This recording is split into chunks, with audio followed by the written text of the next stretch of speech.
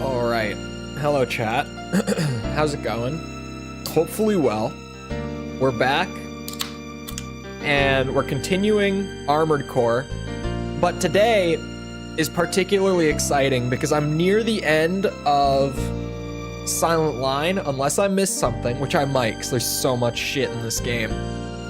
But we're near the end of it, so we should finish it up.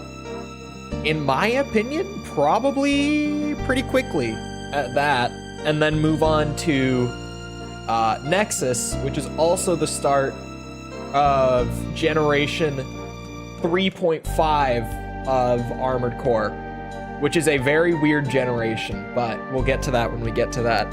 Anyway, hello Kyo, Dream Master James, Jess, Joshua, whoever else with a name that starts with J who might be lurking. Hello.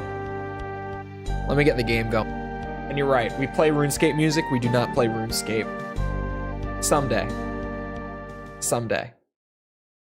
There are schemes to be had, but maybe today is not the day for schemes. Oh shit. Reaching. Okay.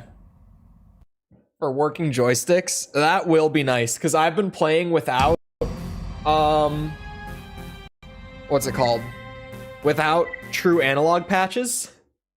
So, actually, what I remember happening when I played Nexus and, like, Ninebreaker and stuff for the review series was, by the time that I got there and I was able to use them, I was so adjusted to, like, using the... Oh, stream looks all wacky. Oh, stream is all wacky. Why? Why has this been happening so much? Hold on. Things are gonna get a little weird while I try to fix it. Give me a second.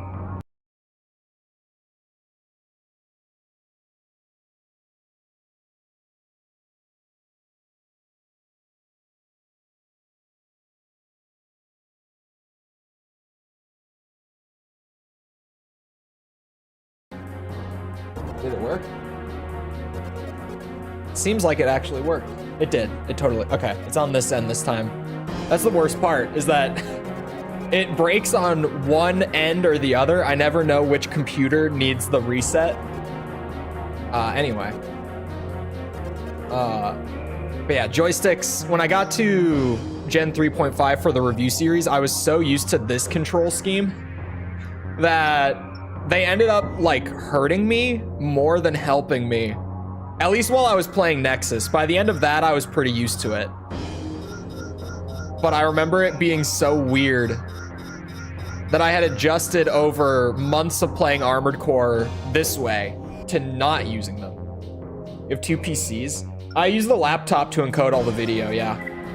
I use my old work laptop that I got to keep. Thanks, undisclosed company. Found a really powerful build in AC6. Dual Sampu and Laser Slicer. That sounds pretty solid. I've definitely come up against stagger and then boom, boom, boom, boom, boom, boom, boom. You just get hit a million times by the big spinny blade. I think EX Arena is all we have left. But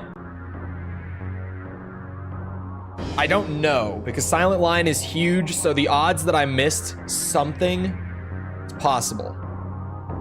Go for the reverse joint guy, the lighter one. Things have been good. I'll talk about the Microsoft thing in a second, because the Microsoft thing is really interesting. It's also getting a little exaggerated, but give me a minute. So I love my homebrewed PS3. So easy to play PS2 and 3 games natively. Didn't the original PS3 do that? Correct me if I'm wrong. I know that one of the PS3s did it. I think it was that, like, the actual launch edition, like the very first version that came out, was the one that could just like natively run PS2 games. Am I wrong? I think it was the actual launch version, and then later versions weren't able to for some reason. Why does this heat machine gun feel kind of shit? Is it shit and no one told me? Was I led on to believe that this thing was great when it really wasn't? I mean, it doesn't feel awful. It was the OG one. Okay, I thought so. The fat 60 gigabyte US models could. Man, remember how little storage like the PS3 and the 360 had? I mean, I guess consoles have had like a very tiny amount of storage historically. But didn't the Xbox 360 have like 8 gigabytes on it? And wasn't the average size of a game during that generation like 5 gigabytes? Want the 800, you say? I thought the Heat one would be a lot better.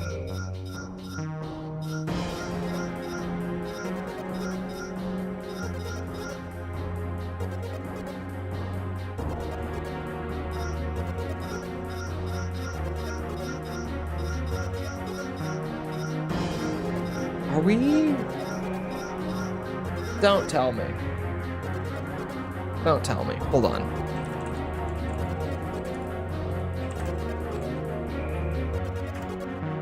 Hold on.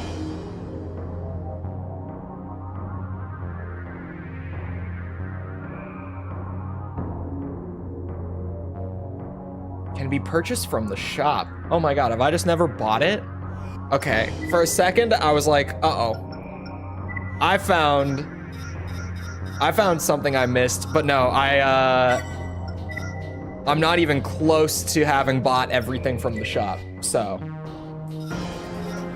that would be.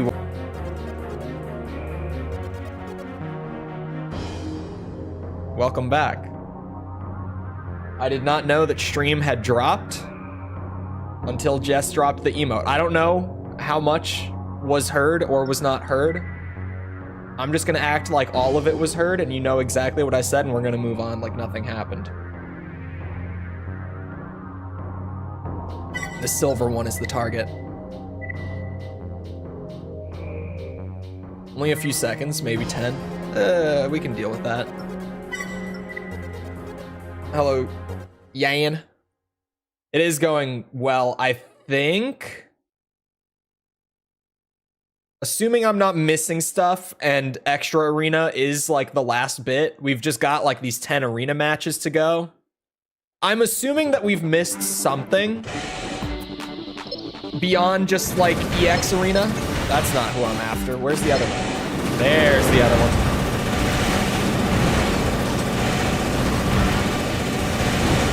There's definitely gonna be something that I didn't get. My thoughts, but we'll figure that out when we need to. Oh, Jesus.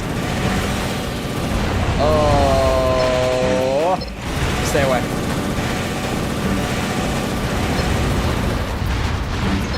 But yeah, the Microsoft third-party thing is interesting. It got a little blown out of proportion. And I kind of ran with it before I got fact-checked on it.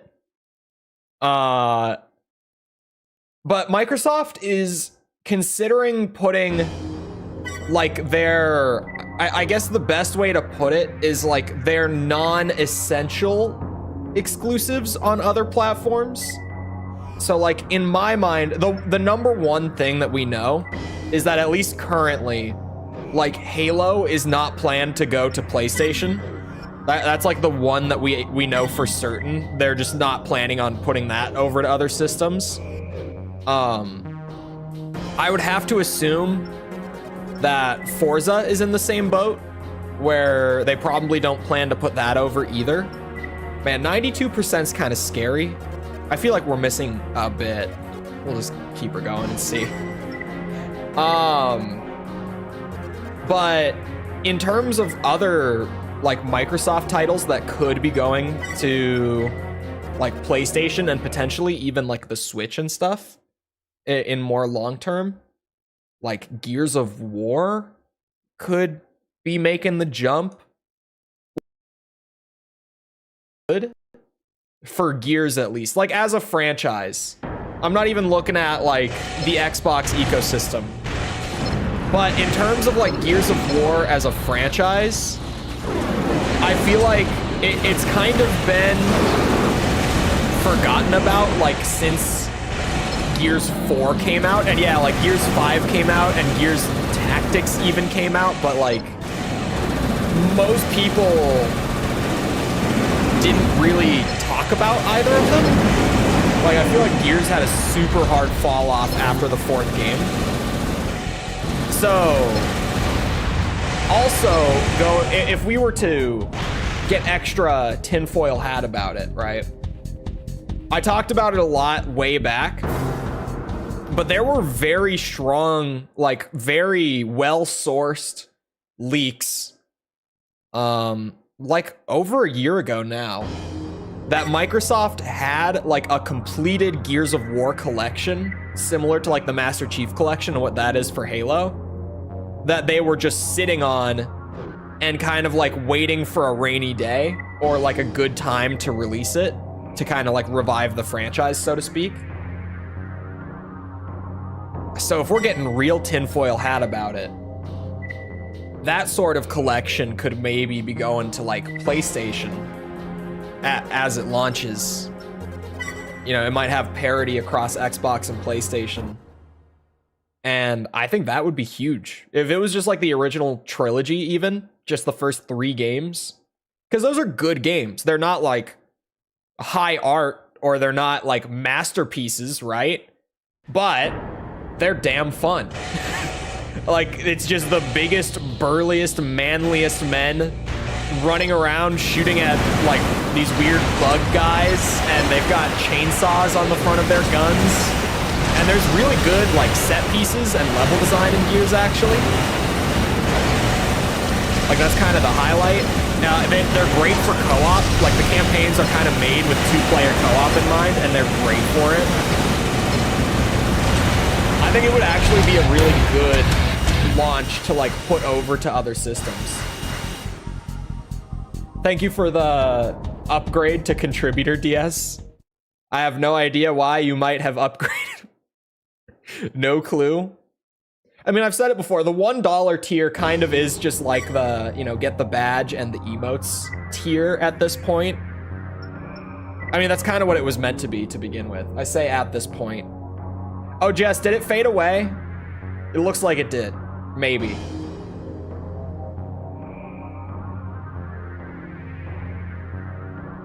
But did you see it by chance? I'm watching it. My preview is super behind. Oh. It faded away. They look the same. They're twins. I'll just use the health bars.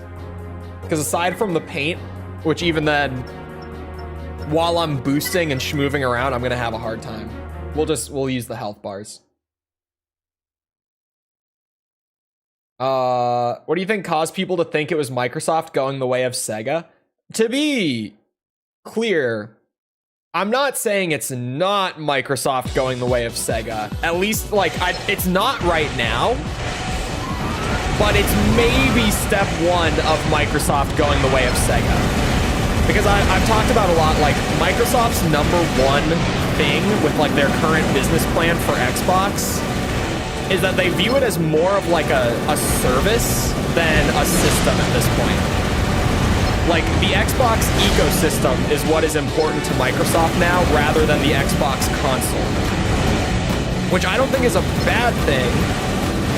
And honestly, I want the Xbox console to stay around, almost just to keep Sony in check. Because Sony already is doing some kind of shitty stuff just because they feel like they can get away with it, which they can. It's not they feel like they can, because they can. Imagine if they didn't have that direct competitor. Because as it is, like, they've already beaten Xbox. No one argues otherwise in terms of, like, sales or reception or anything. But imagine if that competitor didn't even exist. Like, they're already ahead of them, but it could be a lot worse. Wasn't sure if you've had that one yet. I don't think we have. It's rare because it's not just for the channel, Jess. It's like, it has to be your first time ever super chatting on YouTube, which is why we never see it. Like, we do, but it's rare. Also, hello, Maker. I am ranting and rambling and raving. The gaming division profit margins are far below the rest of the business. Microsoft Gaming can make more money outside of Xbox. I think Xbox is what is, or I could be wrong. I think Xbox is kind of just the umbrella term now for their whole gaming division, unless I'm mistaken. Like, I feel like they just refer to their gaming branch as Xbox, generally speaking. At least they do publicly, like when they talk about it. Sony will 100% be worse when they're the only adult console. Yeah. It'll only get worse. So I want Xbox around purely for that, honestly. Because the thing is, like, if Microsoft became more of just like a publisher and like a service in terms of games, and they did away with the physical console, I wouldn't mind. I'm also not an Xbox guy. I recognize that a lot of Xbox people are upset about it, or at least by the idea of it. Because, and it sounds kind of silly at first. It sounded silly to me at first. But then I kind of thought about it a little more, like beyond just surface level, right? And the thing is, like, if you are an Xbox gamer, say it's like the majority of consumers where you only buy one console to game on, right? And so a lot of people who bought an Xbox because maybe they wanted like Halo or Forza or whatever they bought it for, Starfield, God help you. Whatever it was, you bought Xbox, and because you bought Xbox for that game, you lost out on all the PlayStation stuff that you might have also wanted to play, but you like made that sacrifice, so to speak, so that you could play the stuff that you wanted to play a little more. So the initial like reception to this kind of being like, oh, Xbox as a console might not exist for much longer. It's reasonable for people who bought an Xbox to be pissed, because for the last few years, assumedly, they've skipped out on all of those titles because of their brand loyalty to Xbox. And now it's like, okay, well, you might just kind of have to migrate over to PlayStation anyway, and you'll have everything then. And people who were never on Xbox might just have everything anyway. It's kind of reasonable to be upset. PS5 Pro is coming. We actually, it's kind of weird. We don't really know. Like, we've got some stuff, but we really don't know a whole lot about it. I would say it's definitely coming at some point, obviously, but I don't think it's coming as soon as like the new Xbox is, which, by the way, we actually do have a really solid, like, well-sourced leak for the new Xbox. Your boy may or may not have seen it, like what the new Xbox model looks like. It's not a whole new console, right? It's an upgrade for the series systems.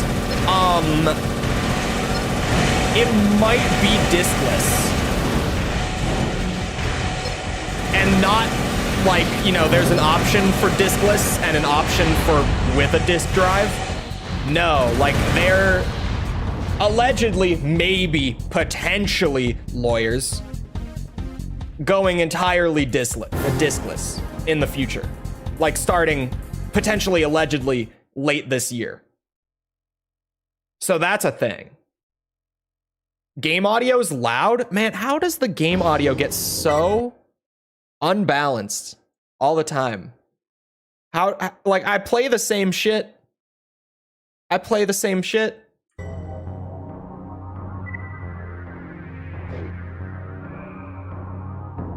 What happened to cause Sega to go third party? Their systems just did not sell anymore. Because to be fair, they were just being destroyed in terms of like sales and stuff. Will benefit PC gaming, at least to some degree. Why? I'm not saying you're wrong, but why do you think that?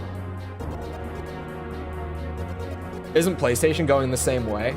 Diskless? Or do you mean like putting your stuff to other systems? Because PlayStation is going towards releasing their games with parity on PC, although they're taking their sweet ass time, right? But they're working on it, kind of.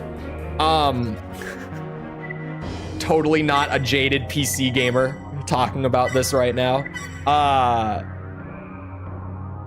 But they're not going towards like releasing their games on Xbox. What Microsoft is kind of bouncing around the idea of is like releasing stuff like Gears of War and maybe Forza, maybe Starfield onto PlayStation, like onto the direct competitor. You can just say you're a Bloodborne fan. Bro, not even that. Like, God of War. Where is it? It's been a year and a half. Spider-Man 2. It's been a good few months. Where is it? You know, these guys are talking up a big game about like, yep, we're looking to have full release parity with PC in the coming years. I mean, you're being pretty slow about it, but I'll hold out some hope, maybe.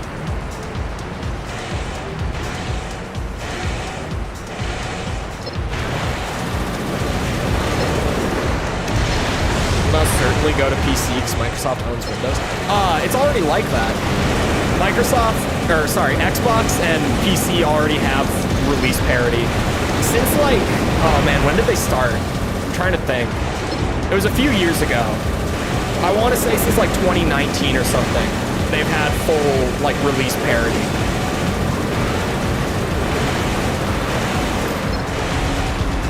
This guy is just running, and I'm taking a lot of damage from his buddy. All right, we lost one. The quality of the ports. Daddy of War's not a good port. Oh man, like that one at the time, it was like, oh, this is kind of a shitty port. But don't even get me started on like, after that, we got like that Uncharted 4 port that was really bad, like just game-breaking bugs everywhere on day one. And then, you know, not to pile on Naughty Dog here, but absolutely to pile on Naughty Dog here. I mean, I don't even have to tell anyone how the Last of Us Part 1 PC port turned out. And not just how it turned out like on release day, the state that port is still in if you go and play it today on PC. It's still not fixed. For anyone who's out of the loop, the Last of Us Part 1 port has not been ironed out yet. It's better, but you know, it's like saying poop is better than shit. It doesn't mean a whole lot.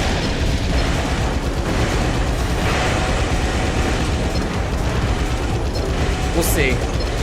Like, I'm hopeful for PlayStation release parity on PC, but it's definitely... Ooh, the Final Fantasy Remake is a really bad port too. I forgot about that because I haven't played it personally. But a friend of mine streamed through the entirety of Final Fantasy VII Remake's port, and she has a good PC. Not a amazing one, not like, you know, top of the line, but a good PC. And she had crazy stuttering and hitching, and she crashed constantly, like the whole way through. She had a ton of crashes and stuff. Just a really, really messy port there too. The Spider-Man ports are really good, to be fair to Sony on that one. But that's more because, like, the thing with the Sony ports is they're having, like, various studios that they own who aren't working on, like, full productions do the ports, as well as they're having the main studio who developed the game originally help out with the port. And a lot of the quality of the port just comes down to how well the original studio is supporting the other port studio, as well as like the timeline that Sony gives them and all that. but Insomniac so far has put out 2 PC ports. They're both great. Like, they came out on day 1, they were good. Do Sony ports even get fixed? To be fair, the Uncharted port might be better now. I haven't gone back to look because it's like 130 gigs to install it. The Last of Us was such a dumpster fire that I have gone back on occasion to check in on it. And as of like 2 months ago, it's still not working. And I haven't like heard anything to make me think that it's working as of the last 2 months, because that is a solid amount of time, but like I haven't heard anyone mention that the port got like any major patches and it's running a lot better or anything. So as far as I know, it's still a dumpster fire. Last I checked and last I heard. So, yeah.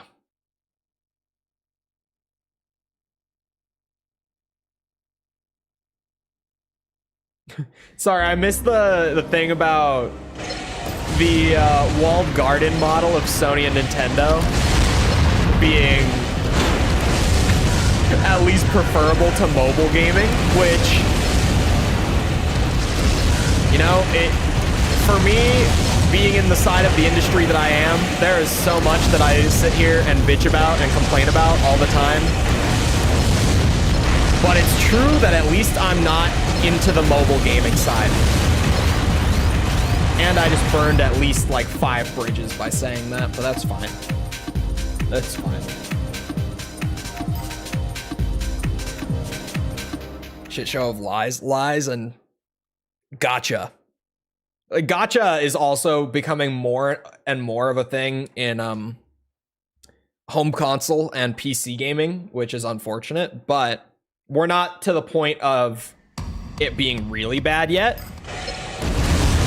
At the very least, this is a wild. Maybe this is like genuinely a fight where I should not have taken them to the garage. Is this the rare fight that gets harder indoors? Oh my god.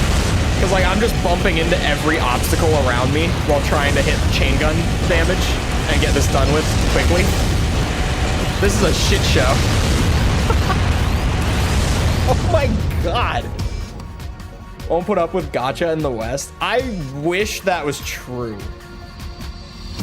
But so far,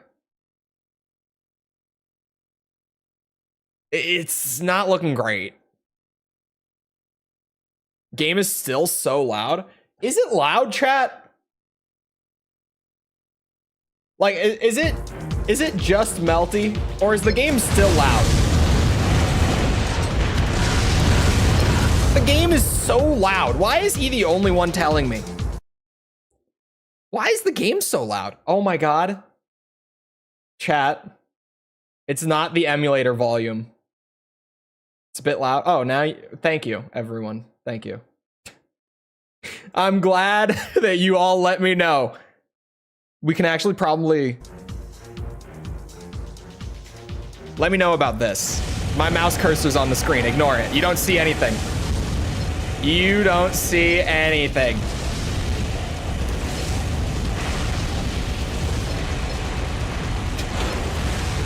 Oh my god, I'm getting my ass kicked. Wait a second, I've been shooting the wrong one the entire time. Laughs and Genshin earnings? Yeah, I was about to say, like, Genshin and, what's the other one? Honkai are just making so much money. Let's go down to 55 again. Because that looked a little loud. I think it's too quiet.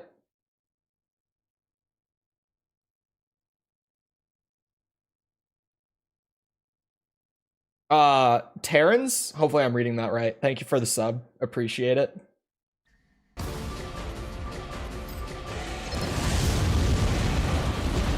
Ooh. Which one are you? Okay, you are the actual target.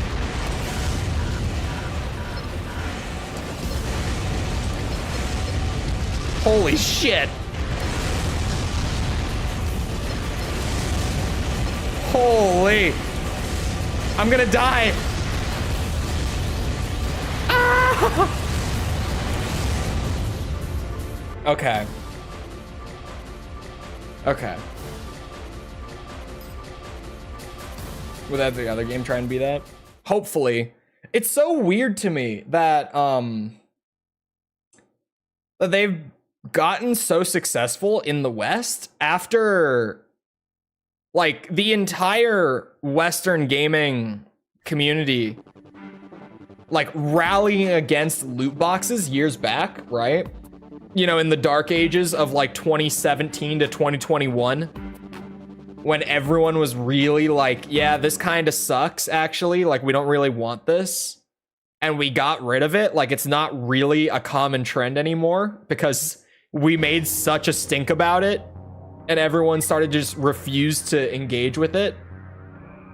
But then like Genshin and Honkai come around and it's like, oh, but waifus. But hot anime women though. Maybe it's okay this time. Maybe just put the credit card in this one time. Just this one.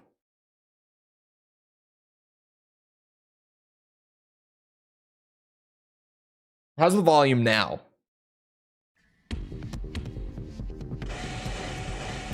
It looks a lot better now. There was a severe audio balancing problem that was a leftover from yesterday's stream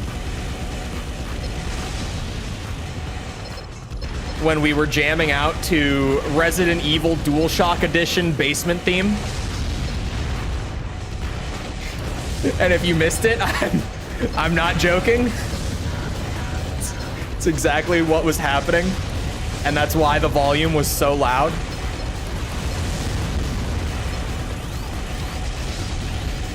Oh my god, I'm going to die again. Skill issue! Look at the health. Look at the health. The fart music? Exactly. That song. That exact track. It's the fart music. Someone yesterday, when I was talking about how I've been S-ranking the Devil May Cry games, and then I was like, I also just kind of want to start another stream series, even though everyone already thinks that I have too much going on. I've got a hankering for more variety for no reason. And someone was like, you always say that you love Resident Evil. You should do S+ ratings on all the Resident Evil games. And I was like, do not tempt me. You have put this idea in my mind. You cannot.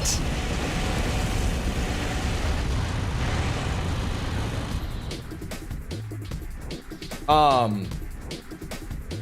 the way, speaking of more variety, on Sunday, normal stream time, regulars, we're doing Tekken.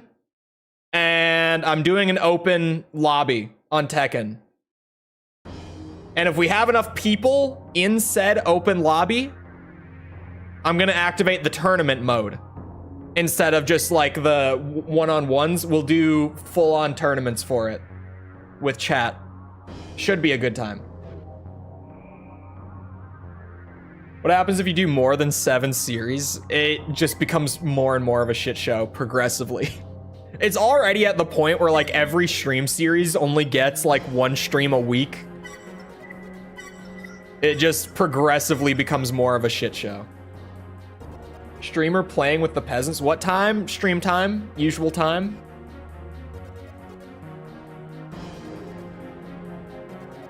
I need to be ready. I'm still scrubby as ever. So I'm not the threat that you might be worried about. But surely, someone in chat who might just happen to appear, like there's just gonna be someone random who is godlike at Tekken 8 for no reason. For absolutely no reason. Thousands of KMs? KM? Question mark? What do you mean KM? The world will see the fraud I am. I play a scrubby Jin or Kazuya, depending on my mood. I think you'll be fine.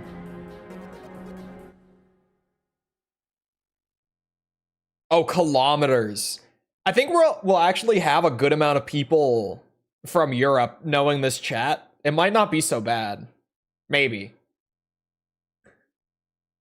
Maybe. I don't know.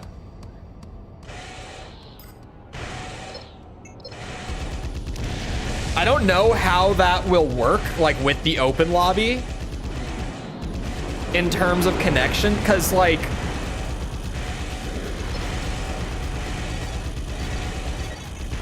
is it just going to be your connection to the other player? Or is the connection of, like, the entire bracket going to be off of your connection to me?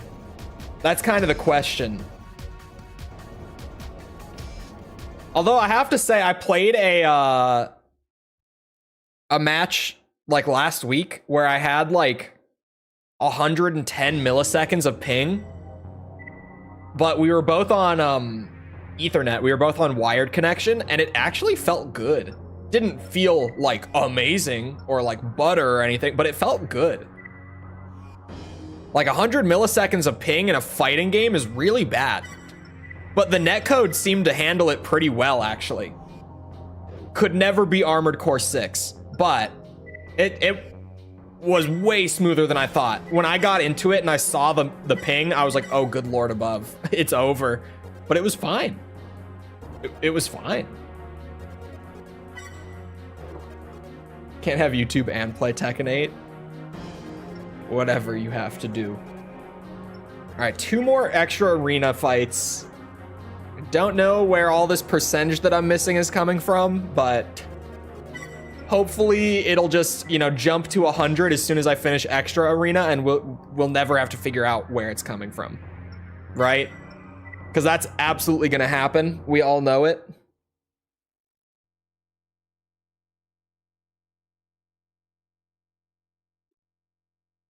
Watch it be some shit like actually needing all S ranks, or I'm trying to think what else would just be ridiculous to find out like right at the end. Oh, needing to buy all the parts from the shop, from the mission requirements. I did all of them. At least I think. There's no way that I'm missing enough to make up 8% from that alone. And also double checking it is going to be a bitch. With the amount of parts in this game and the amount of missions to look through and all that. Because that was like the big grind for Silent Line, right?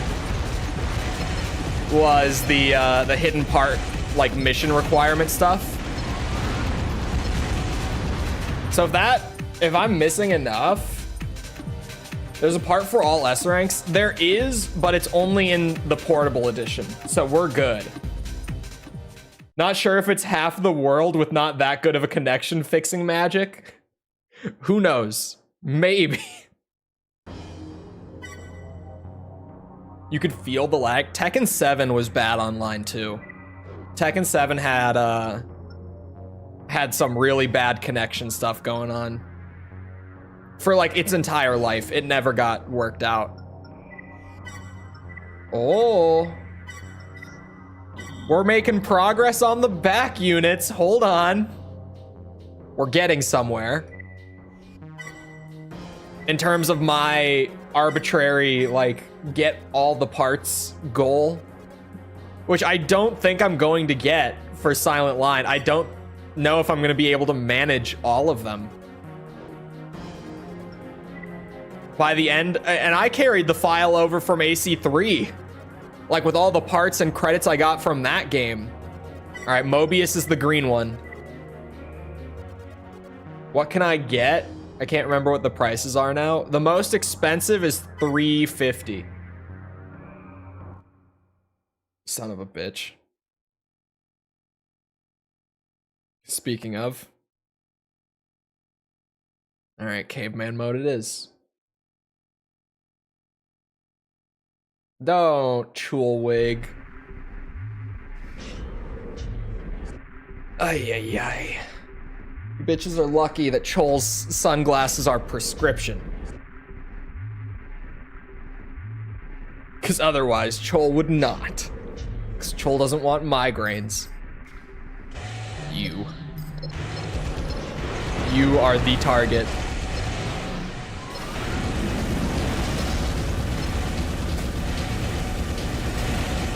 Hopefully, Chole can just sustain that damage. Or sustain, live through. What word is Chole looking for? Oh. It's getting a little boosty. A little boosty with it.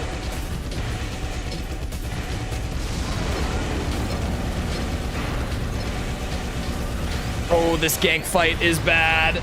That's brutal. Hasn't updated the prices. Oh, whoops. Chole forgot about that. Ooh, an ad break. An ad break is great. This is one of Chole's favorite commands. I hope, or shit.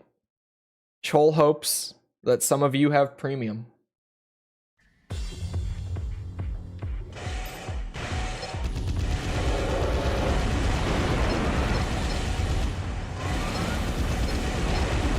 Evil. Hey, some people take a lot of pleasure in the ad break command, certainly. They're a special kind of person, but some people do really enjoy knowing that they have just played a YouTube ad for numerous people in chat. Some get a big kick out of it, you know? Damn. It's not looking great for Chulewig.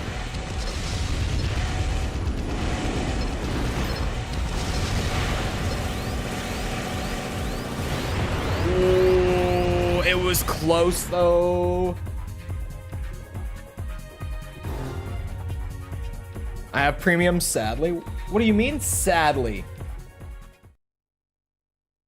Where's my ad? YouTube, with their system, they aren't going to play an ad for every user every time. If you've gotten one recently enough, because Chole hit the ad button, for the record. Chole did press it. But if you've gotten an ad recently enough, because of like retention metrics and stuff, YouTube might not play an ad for you. Because they're trying to find that perfect middle ground where they can play as many ads for you as possible, but also not drive you to just close the app and leave, because then they make no money if you're not on YouTube. So the system is set up to like measure when you should or shouldn't get one. And if you shouldn't, then even if Chole hits the ad button, then on your end, you might just not get one. I got an ad, beautiful.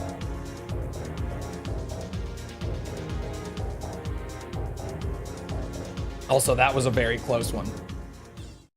A very close one. If Chole gets hydrated like 20 times, Chole actually missed the hydrate.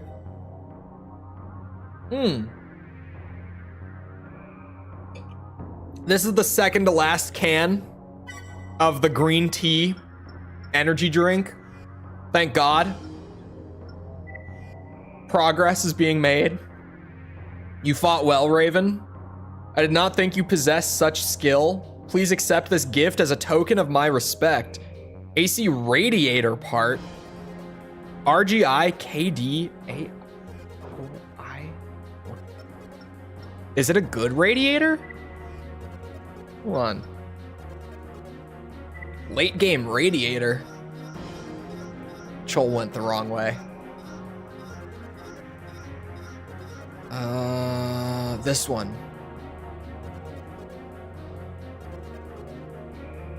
That's a good radiator. Kinda heavy, but Chole can carry it. Good radiator. Not that radiators are like that big of a deal in Silent Line, but hey. Oh. Congratulations on your domination of the extra arena. We've prepared a reward in recognition of this accomplishment. Please check your garage to receive the CWM HA48 back part. What was that? CWM HA40?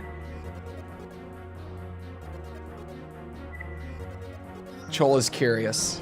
For clearing the entire back arena. Or back arena? Extra arena. Thank God. No caveman. CWM. CWM. Is it? It's a missile. HA 48. High mobility missile.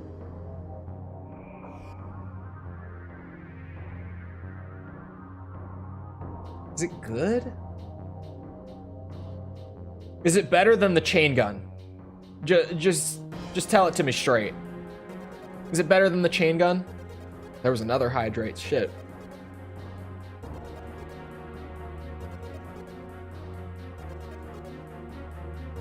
Is it good? Worth replacing the chain gun with? Because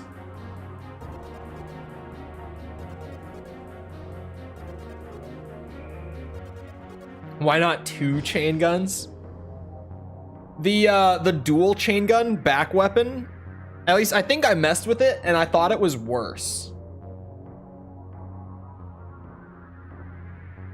They're like qualms on here? Wait. You mean like tracking wise they're like qualms? So are you saying that they have like insane tracking and they have good ammo? So just more ammo? Oh, too heavy. Plus, I almost never need a second one. Like, just the one does the job almost every time. Okay, I'll try it.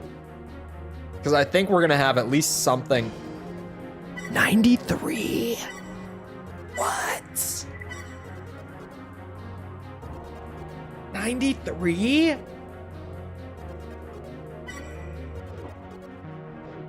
Jesus Christmas. Hold on. Before going any further. Oops. Back unit. Buy these up. We got that big payday from the extra arena. Buy everything. Almost everything. Okay. So extra arena is cleared, right? Nothing there. Arena is cleared. Nothing here. It can only be in the missions. Which is very yikes.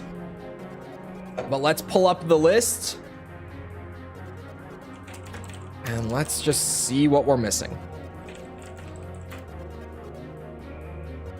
Let's just see what we're missing. All right. Welcome to the shit show, everybody. We're here. 7% missing. Where it turns out you need to S rank them all. There's no way. Hold on.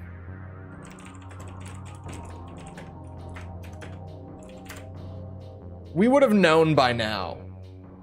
Wow, I searched up 100% guide. Hold on. Google, you aren't doxing me right now. Okay, we're not. Good.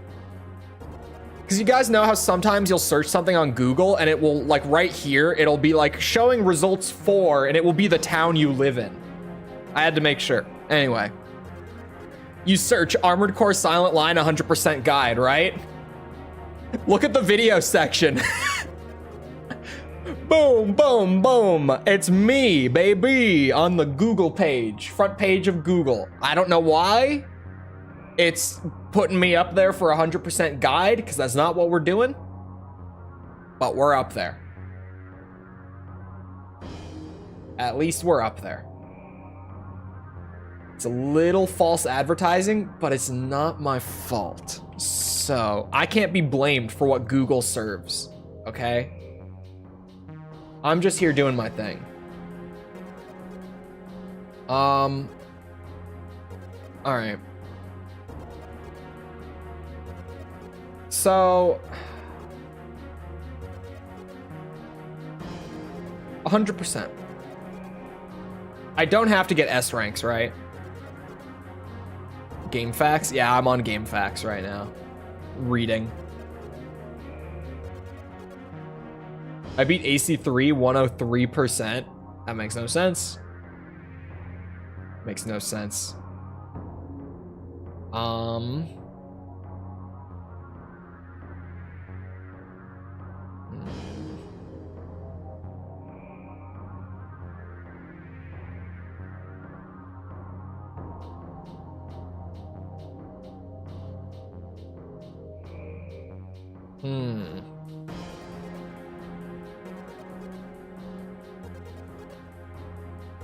Trying to just figure out what 100% entails. Like, just to begin with, making sure it's not S rank.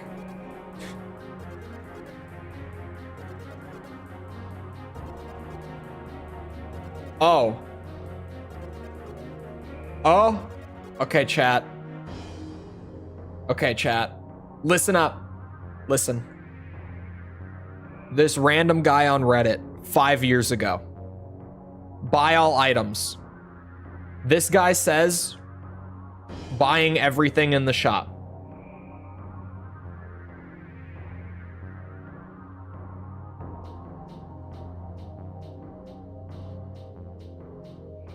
Oh, wait. Admittedly, I'm not sure if buying out the shop is required, but you should still do it just to be safe.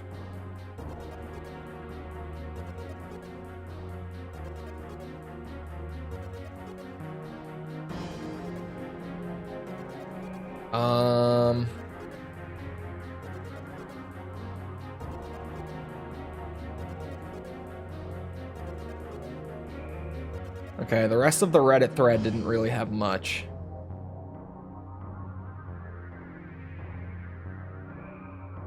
Oh. Chat, remember in AC2 where I had to like do the final mission again to get the credits and then the percentage just randomly jumped?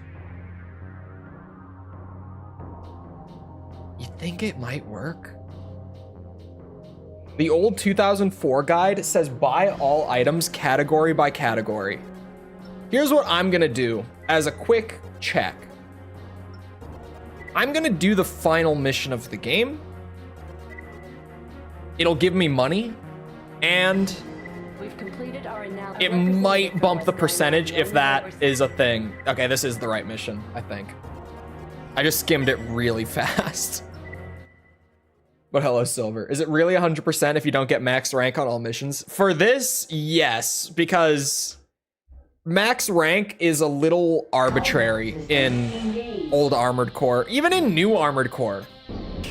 It's not... The system to evaluate what rank you get on a mission completion is not very good. To put it plain and simple. It's kind of just like, how much money did you make? And how fast did you do it? And that's about it. Like, you genuinely make more money from, like, spending less money. It's kind of a weird system. It's not one that, for me at least, makes me want to play for rank. Because it doesn't feel overly skill-based. In Armored Core, it more, to me at least, feels kind of like build-oriented. And just is speedrun beyond that. So it's just like, have the right build and then run the mission a few times to memorize it and you're good. Which, for me, is not as interesting as like the Devil May Cry stuff that we've been doing. Checking serial number. DMC has a great rating system where it genuinely evaluates your skill across multiple different categories and averages them out. I think it's a great system. Confirmed. Finally, I got my ad. There you go. If I actually have to buy every part, I mean, we can probably just find like an efficient credits grind if that's something we have to do and get it done in a couple hours, maybe. Who knows? That's what I think, at least. It can't be that bad. My chain gun is gone.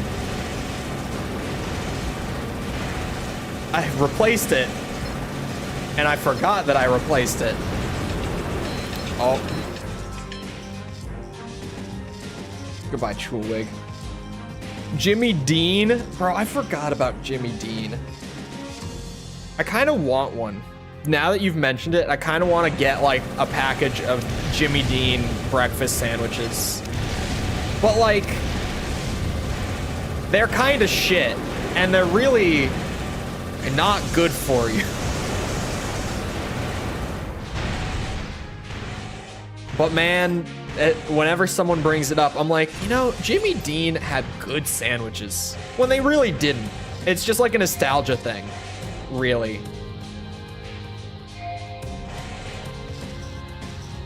Oh wait, is there one in like all four corners? Oops.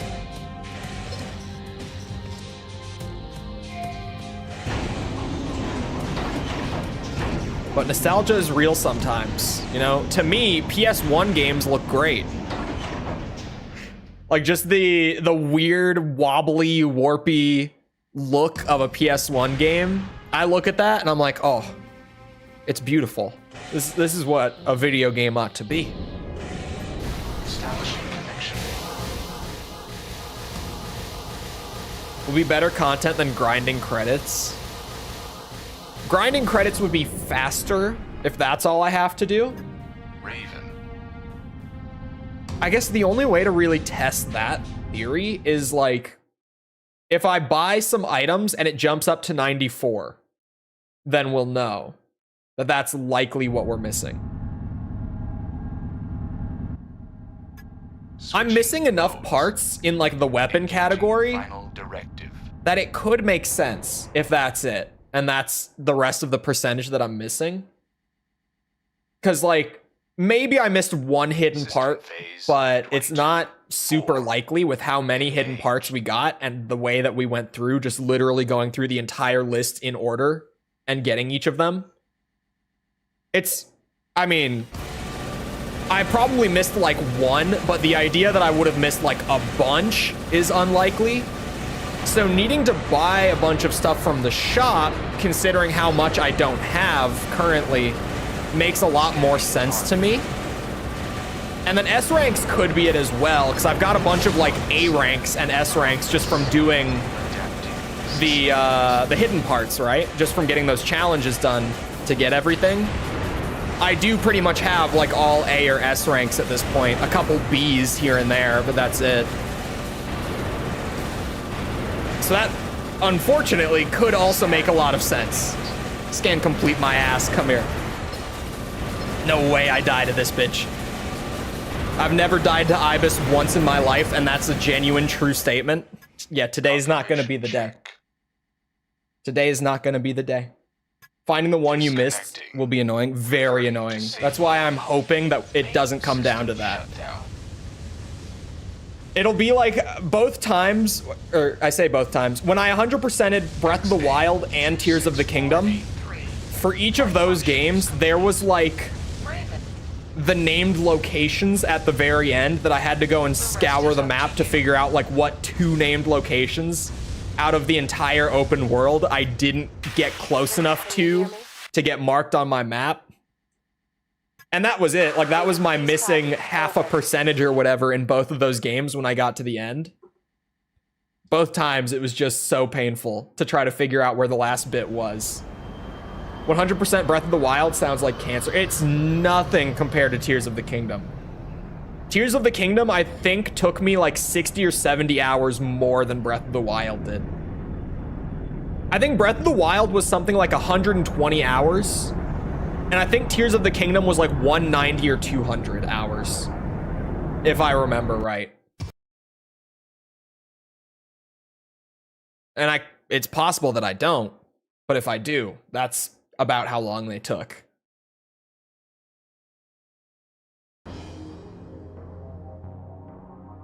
Something in that ballpark, at least.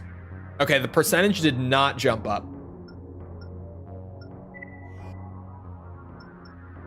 But do I have enough to buy stuff? I could buy some stuff. Wasn't there just one really expensive thing here? I can't afford that. There's a couple optional parts. I could start there. These are cheap. I could start with like the cheap right arm weapons. I could buy some of these. There we go. I was like, there's got to be something else I can afford. Maybe one more?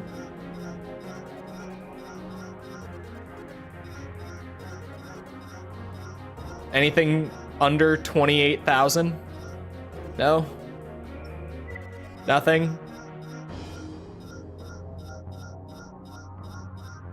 Oh, 15. Did the percentage go up? I bought a handful. No. Should I look through the hidden parts list? I think I should. I think I should. Unfortunately. Hold on, real quick. Here's the game plan, right? To figuring out what I'm missing. First, give me my chain gun back, because those missiles aren't bad, but the DPS on this chain gun just like it burns through any high health enemy that I come across, which is massive. S ranking missions, maybe. What I'm gonna do is like this first mission, right? I have a B rank on it. So I'm gonna go to the hidden part list. And the hidden part, like the secret challenge one here, is a right arm part. It is the MWG. It's this thing. Okay, so I've got this. At the very least. Should I try to get a higher rank on it? Can't hurt, right? At least I don't think it should. I know you are done with Silent Line. It is not done with you. It's clearly not. It's like, no. You have another 7%, bucko. And I'm sitting here, I'm like, I did the hidden parts. I did the arena. I did the extra arena. What more do you want from me? And it's just like, you can figure it out. We'll release the gate locks one by one. Eliminate any opposition. Can you release that lock? Area secured. Proceed to B block. B.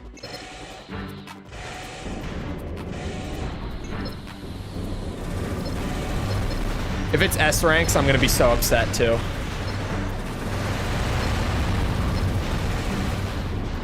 If it's just buying stuff, fine. Fine. If it's just farming a shit ton of credits, oh my god.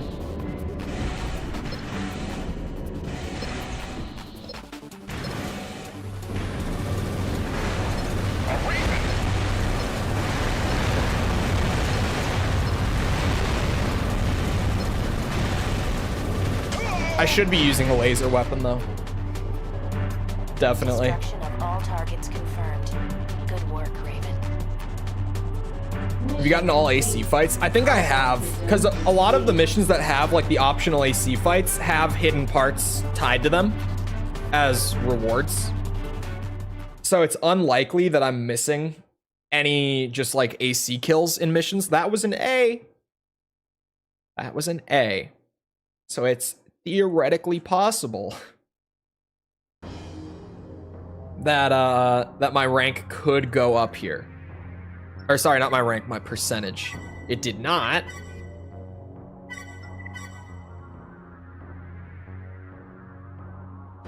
Man, what the hell am I missing? What could it be? Okay, first things first, right? Laser weapon. What's a good laser weapon? Because there's a solid amount of good laser weapons. I could just like default to Karasawa, of course. But Karasawa's heavy. This thing is pretty good, actually. I like this one. I forgot that I just recently got it. Maybe I just try that again. to try to S rank it. So you see what I mean, right? Like missions that I don't have S, I normally have A. This mission doesn't pay a whole lot though, so it's, I can test the S ranking and see if that's what we need, but I can't really test the part shop requirement at the same time. Oh man, this thing is gonna burn through this mission too. We'll release the gate locks one by one. Eliminate any opposition you encounter. But I should have killed every AC in the game by now. Area secured. Proceed to B block. It would be actually shocking if there was one that I missed.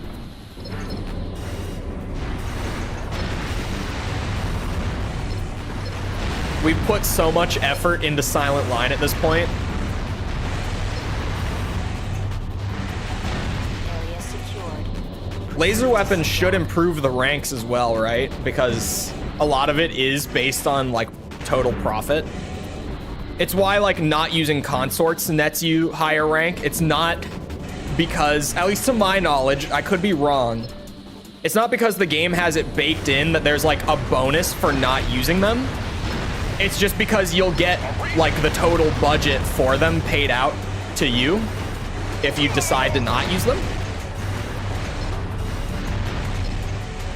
I took more damage this time. I think. Pretty sure I did.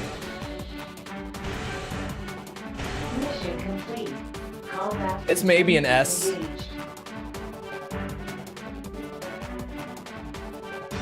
This game is a pain in the ass to 100%, isn't it? I mean, I was warned. That was an A rank. That was an A rank.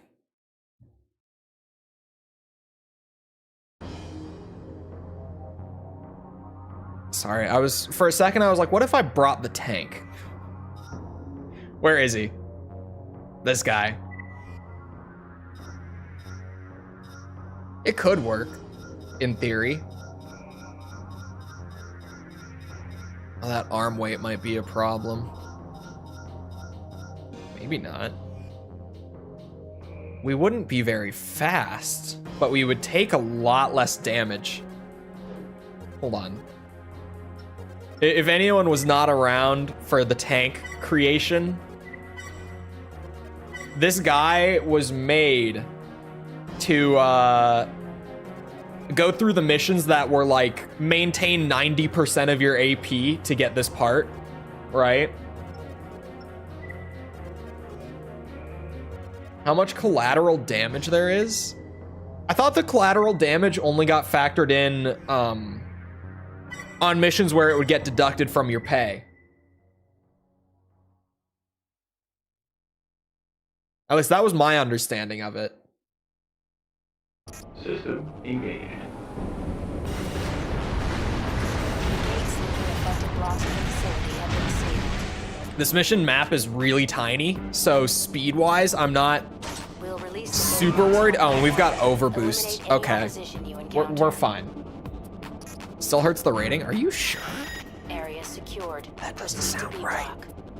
It could be right.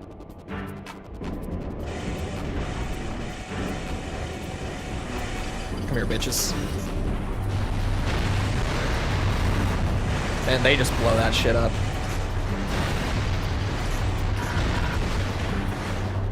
Oh, I don't have a whole lot of energy. Area secured. Proceed to C block. But I'm certainly not taking damage. It's a strategy for that. What generator do I have in this thing? What goddamn generator is in this thing? I need to go and look, because what is happening right now?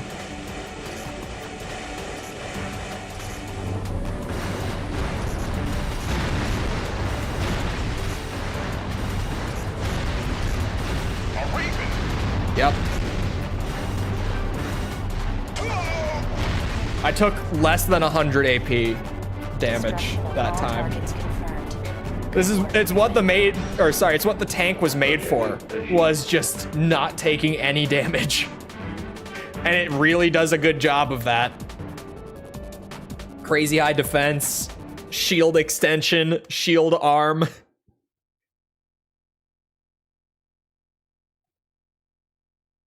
I'm pretty sure it's just the money. I'm like, especially seeing this now, it's absolutely just the money. And maybe the time. But even then, that was slower. But the fact that I only got deducted 200 on repairs, I think it genuinely is just the expenses. Maybe time. Maybe. But my theory stands for now. Especially with that. No percentage bump. We've got 30k credits. I can maybe go find something to buy and see if it bumps. We're just gonna do shit until the rank bumps up. I'm gonna be going for S ranks and buying stuff. And as soon as the percentage bumps, like I'm gonna be looking at the percentage after everything I do. As soon as it bumps, I have a goal to target in on. To tunnel vision on. Anything for 30k or less that I can purchase. I'm seeing a lot of like 33, 35. Ooh, 28.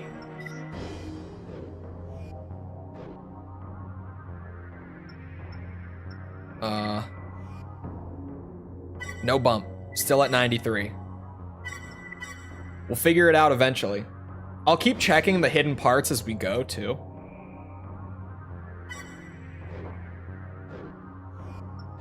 For the missions that I'm doing the ranks on. Just to be like 100% safe. This is a right arm weapon.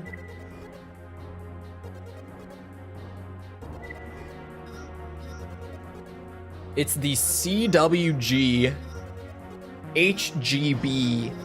CWG HGB 80. HGB. Okay, I've got it. You need to buy the whole shop? Maybe? We don't know. We might need all S ranks. We don't know. I'm just gonna be doing S ranks and buying stuff when I can. And closely keeping an eye on what happens percentage-wise after like every little thing I do. And then we'll figure out what happened. Haircut? No. No haircut. Proceed with caution. It's the glasses. You know the like running joke of when someone looks different and you're like, did you get a haircut? No. Just an in-game.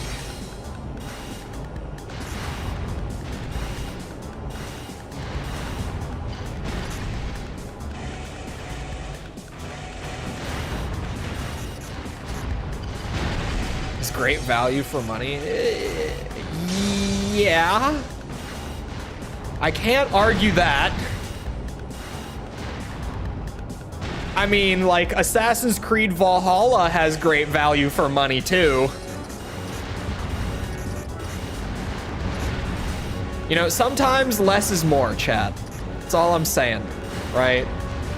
Sometimes just a game that's pleasant to replay in its entirety is more valuable than a game that takes up more time. Force has been spotted in a neighboring area. It's true. Will the beard ever return? Like that? Take them out. Probably not. Whoa. Did I match you in Rocket League the other night, or did I dream that? I do not play Rocket League, so it sounds like a dream. But hello. I mean, I've played Rocket League, like with friends. I've got some friends who really enjoy it. And whenever they would manage to talk me into playing it with them, they would regret it. Because whoever's team I was on was not going to win that match. I got passed around. I was the kid that got picked last. They would always regret convincing me to play private matches of Rocket League with them. It never went well for anyone. I was having a blast every time. Because private matches where you're just fucking around, I would have a ton of fun with them doing that. even though everyone would be pissed if I was on their team because they were just guaranteed a loss. Because I would like own goal and stuff like that, and then just maniacally laugh for a minute straight while just driving upside down on the ceiling for half the match. It was not good for anyone whose team I was on ever. But I was having a good time, and that's what matters. The real wins are the friends we make along the way.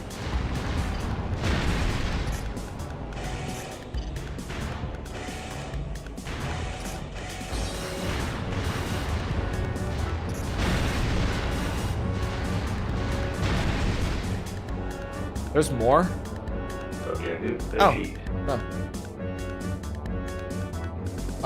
Is the 100% requirements for Silent Line the same as AC3 Portable? Should be about the same. Silent Line is an expansion for AC. Dude, it's 100% just the payout. I'm telling you, that was so slow. That was so slow. I'm just getting free S ranks because I have a tank that can't take damage, and I'm using a weapon that doesn't cost anything. And it's just handing out S ranks. This is what I'm talking about. When I said that Armored Core's rank system doesn't feel like it's an indicator of like performance as much as just how well do you know the game?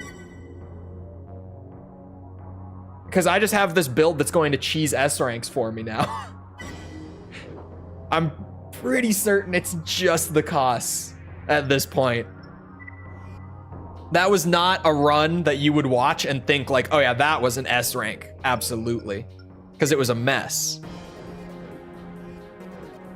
I didn't think Rocket League was real. I kept mixing it up in my mind with an RV car racing arcade game from Chuck E. Cheese. What? Dude, remember Chuck E. Cheese? They're still around, right? Because I know that during COVID, they had like issues, as you'd kind of expect for something like Chuck E. Cheese. Is Chuck E. Cheese still open? Oh yeah, the Chuck E. Cheese that I went to growing up is still open even. They close at 10. I could go today. I could go right now. I could go to Chuck E. Cheese. Oh, dude. Maybe. I think it's fine if I go to Chuck E. Cheese, right? Alone? No one would call the authorities, surely.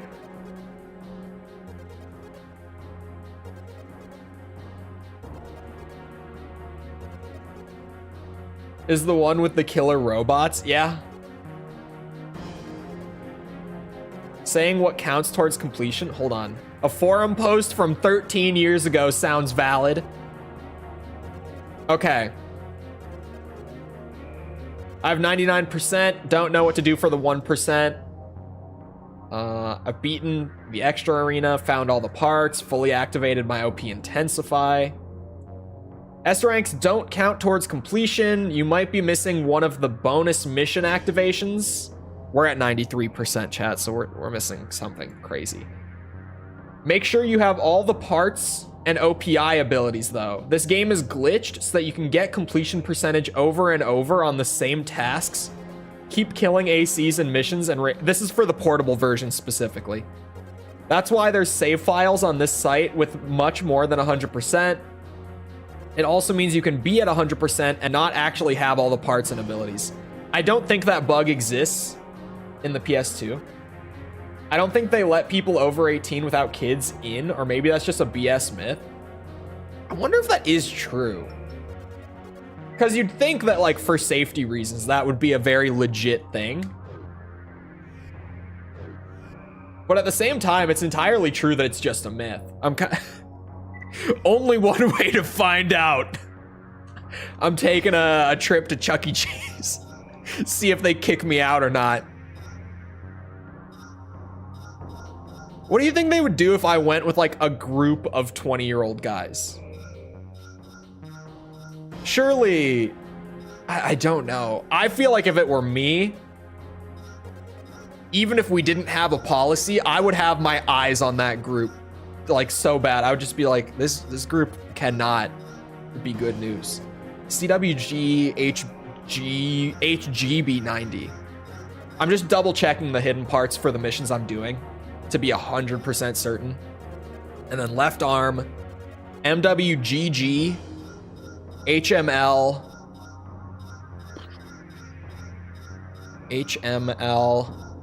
oh, is it 18? It is 18, it's this thing. Would think you're all stoned as fuck. Yeah, I would just be like, this cannot be good news. Just that this group is even here, this is surely a bad thing. It's like how sometimes, you know, someone will come into chat and you see like their first 2 messages and you immediately are like, okay, I'm just waiting for this person to do something.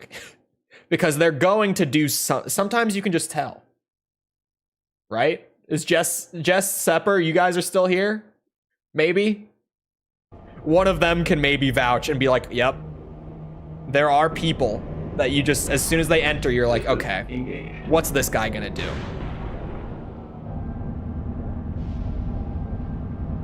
I help out False with modding in her chat now too. And so when I'm in there, she especially, because if you don't know False, it's my good friend who happens to be one of those anime women on the internet. And by that, I mean she's a VTuber, right? And really, you know, her chat, a lot of the time, super chill. Sometimes, Jamming the signal. the people in there, I'm just like, where do you even find these people? Like, how? I think I've said to False before, I'm like, it is crazy that you manage to attract these kinds of people so consistently. Because she really does. I think it's just being a VTuber, genuinely. I think there's definitely like a type of viewer that she gets way more consistently than I do. And it's probably because of the whole anime woman thing. Ow. Ow. Your energy weapons hurt, and I do not have the mobility. That'll do it. It costs me some money. The chain gun isn't cheap, but a man's got to do what a man's got to do. This mission's actually kind of going to be a bitch to S rank with the tank. It might not even be the best setup to use.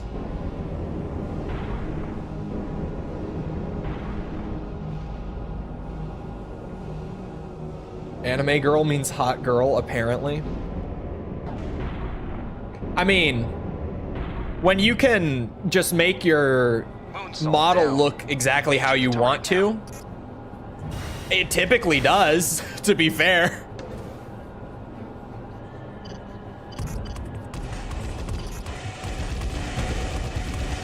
I mentioned to False before that there was a time where I fully genuinely, like as someone who doesn't watch VTubers, right?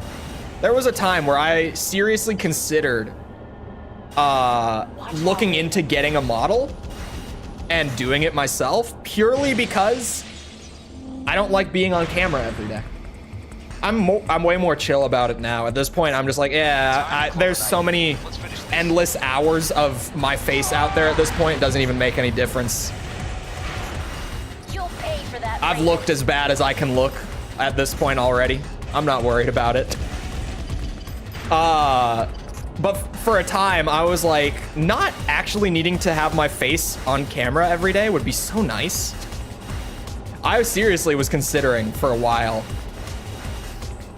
But then I saw how expensive those models are, and I was out. I was so out, because if you don't know, they're thousands of dollars. Thousands of Area dollars. secure. Good work, Raven. Like minimum 1,000, realistically. Objective achieved. But it can be so much more. It's between like $1,000 to $3,000. It's crazy expensive. Becoming one can be expensive. It's so much. So much. S rank. Sure. I'll take it.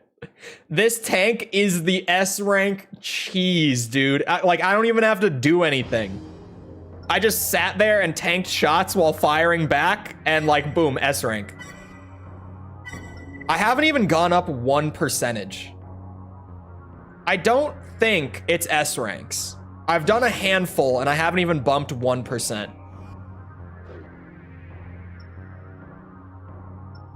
It could be S ranks. I'm not definitively saying it's not yet, but I don't feel like it is.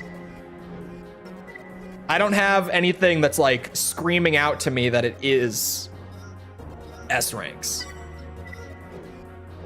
All right, I bought an item. Hold on. Still nothing. Had an all S rank part too. It's not in, what's it called? It's not in any of the guides. Oh, wait.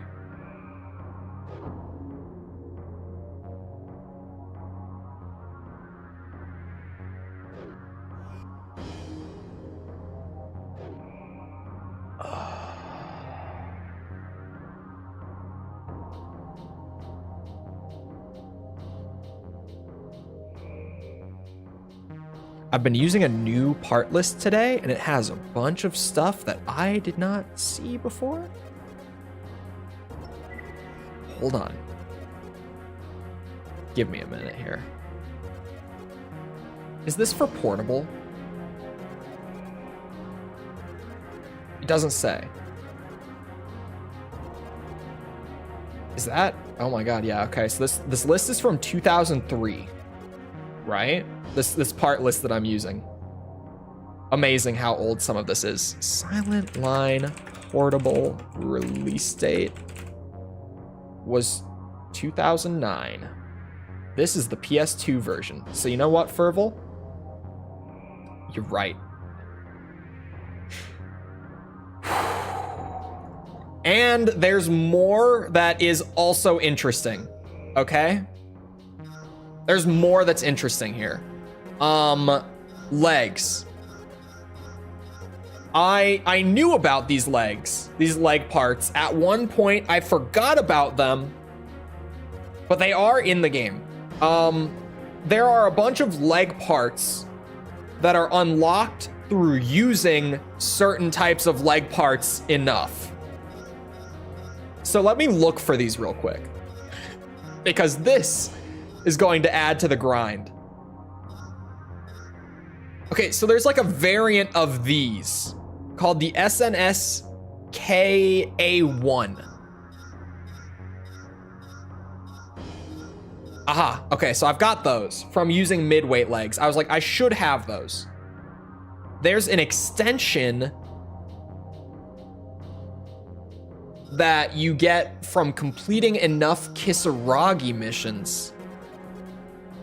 The Keep Elix. Keep Elix. Oh, okay, I've got that too. There's a core piece for, I should have all the mission ones. Yeah, I will have all the missions one. Or mission one. Missions ones. I don't know how to phrase that. Grammar is weird. This generator is just complete enough missions. I'll have that. Go back to the legs. Hold on, we're on to something, chat. We're on to something. These legs are from using lightweights enough. So these I might not have. I've used lightweights. I don't know if I've used them enough for this. A CLL03. Scratch the A. Okay, fully restart, right? CCL. No, I read the wrong one. Restart again. CLL03 A SRVT. Part names are so easy to remember in old gen, it's great. CLL, start there. We're looking for the lightweights. CLL. And then at the end, it's ASRVT. ASRVT. I don't think I have them. These are all heavy legs. I don't have those. I haven't used lightweight weights enough. Each leg type has to be used 10 times. Yup. I've got this boy. Pre-made and everything. Could I maybe throw that energy rifle on? In case I do need to buy all the parts from the shop. I'm not writing that off yet, for the record. So it's still a possibility, and I'm going to treat it as such. Let's massively downscale on the arm blade, and maybe I could fit the armor extension. I can. That's gonna go a long way for just playing with these and trying to S rank. Okay, we need to S rank everything because of course we do. It's official. There is a part that the other guide just completely left out. Huzzah. To be fair, that tank build is cheese fest, right? It makes it not even a worry. How many parts, or sorry, how many missions do I not have S rank on? Let's just evaluate that. That's 1, 2, 3, oh fuck, 4, 5, 6. Not looking great. 7, 8, 9, 10, 11. 15. Uh-oh. 18. 20. 23. Ouch. Okay, we may not be getting to Nexus today. Call me crazy. Let's see if I can S rank this while I'm trying to use lightweights enough. I've used lightweights a bit. System setup to monitor the problem is affecting all AI-controlled equipment from mobile defense units. I don't to remember emergency this. Strike teams. Fortress NK Give me 432 pictures. is the facility proving most difficult to recapture. Recapture What we facility. require is the expertise that only a Raven can offer. Please head to the. Is this the really long one? The nightmare mission?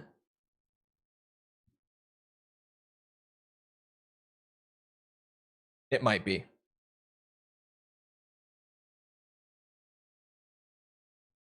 Main system. Engaging It is. combat mode. It is. The mainframe computer lies Oh deep boy. within. Hold on. How should I approach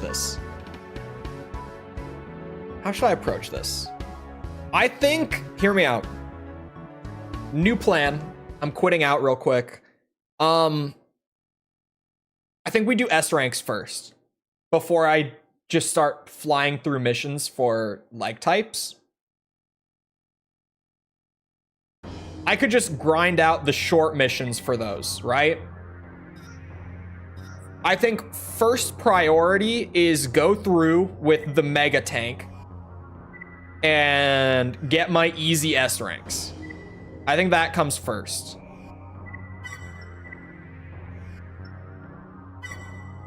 Another ad break? This is my favorite chat command. Me personally, love this one. All right. I hope you all have premium or you've at least seen an ad recently. Ads inserted. The ads have been inserted. The mainframe computer lies deep within. You'll cover ground faster if you split up. I'm not even worried about The speed entire anymore. fort is controlled by the computer. Advance Because with I've been care. doing missions slowly with this tank and like just I've been clearing Roger. them. Plain and simple. Everyone else has to suffer. That's reasonable. Right? It's a reasonable reaction. Isn't it, chat? I think that's a reasonable reaction. Suffer with me and all that.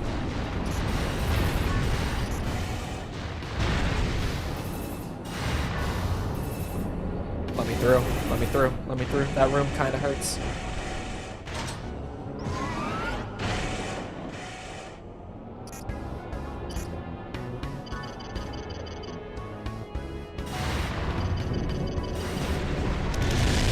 Ooh. Okay, I might have overextended a little bit.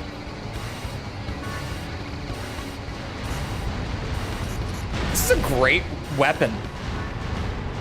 And it has no ammo cost. This is the best laser rifle in this game. Hear me out, chat. My opinion, it has to be, right?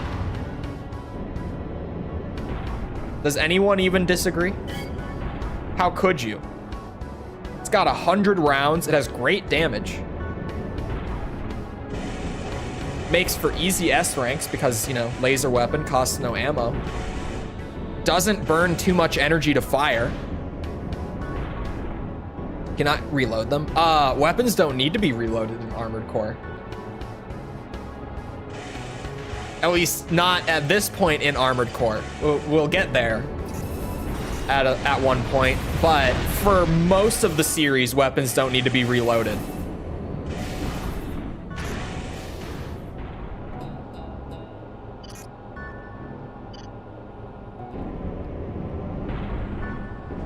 Laser build on 6? For PvP, you mean, or just in general? Because if we're talking PvE, even PvP, just in AC6 in general, laser weapons are incredibly viable.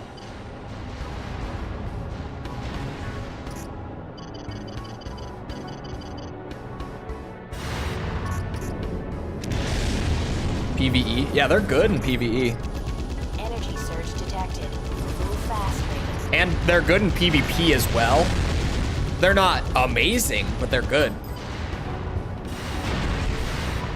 There's actually some laser builds that can be really, really strong on PvP. But generally, they're beaten out by, like, coral stuff or, what's it?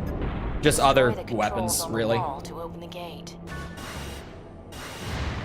Transformers again? Do you just say Transformers because I'm on tank tracks? Is that what you mean, Transformers, Ryan? Destroyed the controls.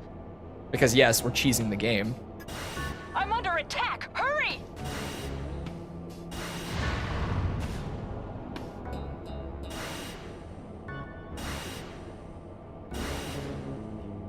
Laser tank? Laser tank got fixed. That huge ass laser cannon got hit in the patch. Oh, there's another one still? I thought there were 4. There's 6. Raven. Things do tend to beat them. Yeah, it's the big downside is that they don't stagger. But they have really good damage output. So you can kind of get away with it if you have like proper build synergy. I've talked about like one of my favorite setups in AC6. It's not true laser build by any means, but a really fun one that I recommend is dual wield pulse rifles and then dual wield Haldemans on the SWAT, like the early game shotgun. The gate should be open. Because then you fire off a barrage of bubbles. An absolute barrage of bubbles. And whenever the bubbles go on overheat, oh no. Oh no, we're taking damage. Oh, we're taking damage. Oh, sweet Jesus. You swap to the Haldemans. You fire a shot out of each, and then by the time that you've done that, you swap back, and the pulse guns are off of overheat. And once you get in the flow of it, it's just a constant rhythm of bubbles and shotgun blasts. And it's just wonderful.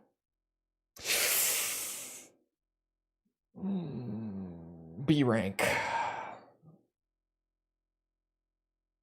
Yikes.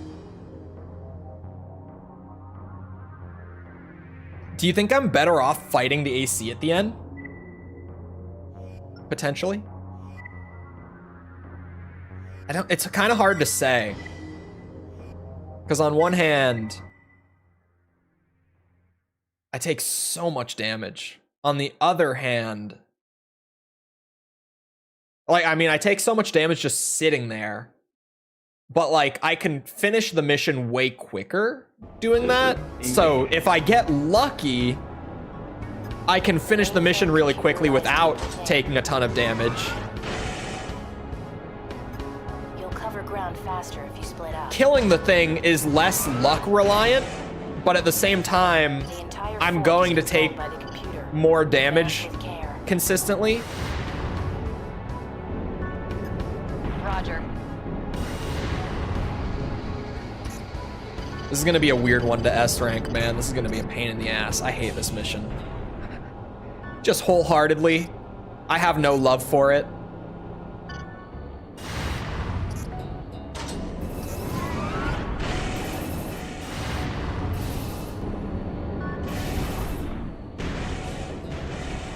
That works. Little overboost maneuver through there. Works for me. Oh, I can handle this room a lot better than I did last time, too.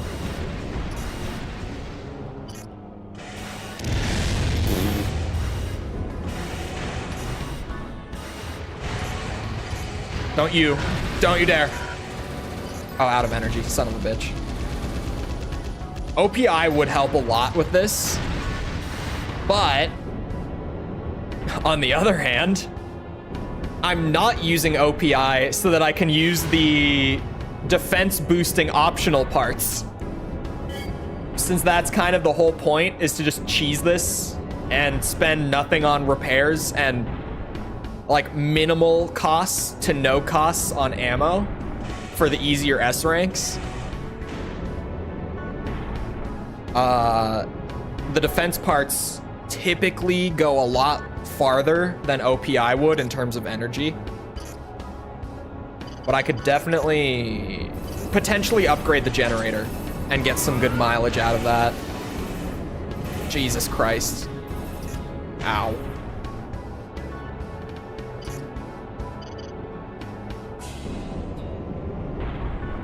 Thought it was my phone going to ultra wideband. Whoa.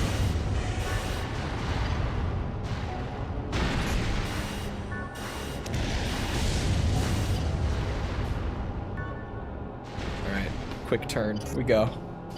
The fastest turn speed you've ever seen in old gen right here. Energy surge detected. Move fast. How is it not dead?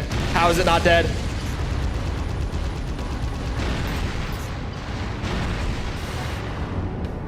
Move fast, my ass. That's all she wrote. I forget that whenever I do the screen transitions, I need to put my arm shield back up. I didn't even have it up for that. Okay, there's 6 targets, not 4. I misremembered last time. So for cheesing this...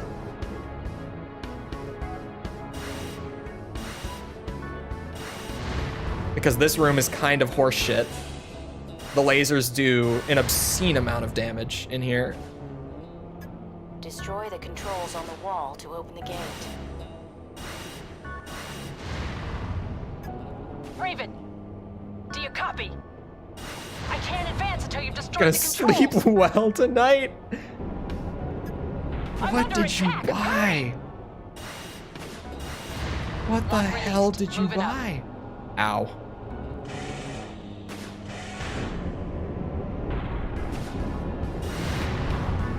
What could you possibly have bought? Raven, I'll destroy the controls here. That should open the gate.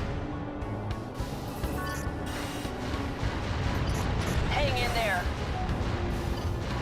Like every sleepy gummy they had. My sister takes CBD gummies for sleep because they do way more for her than melatonin does. Which I find hilarious. We both inherited the awful sleep disorder gene The gate should be open. that apparently is in the family somewhere. We have equally awful sleep. Raven, open fire. 5 different ones that were for sleep. So I was like, yes, please. Jesus.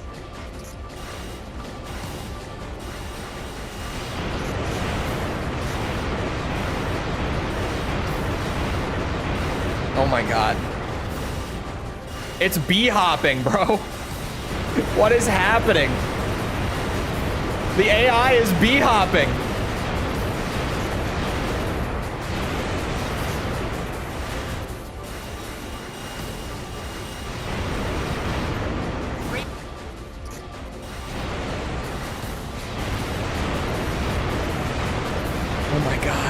Oh my god. Is it dead? It's not dead? Those explode. Okay, now it's dead.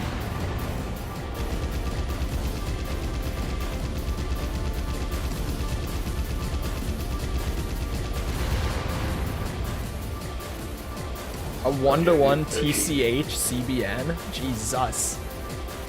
I just live with it at this point. I don't take anything for it. I just raw dog it. A B! A B! 8K on ammunition? I barely even use the chain gun. Shit. What's the deal with this huge Disney deal? I do not know.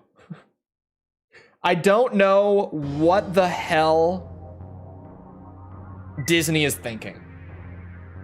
To just put it how it is, how I see it. Because Epic makes a lot of money, right? But there is only one video game in the history of the industry, okay? Let me drop this knowledge on you, okay?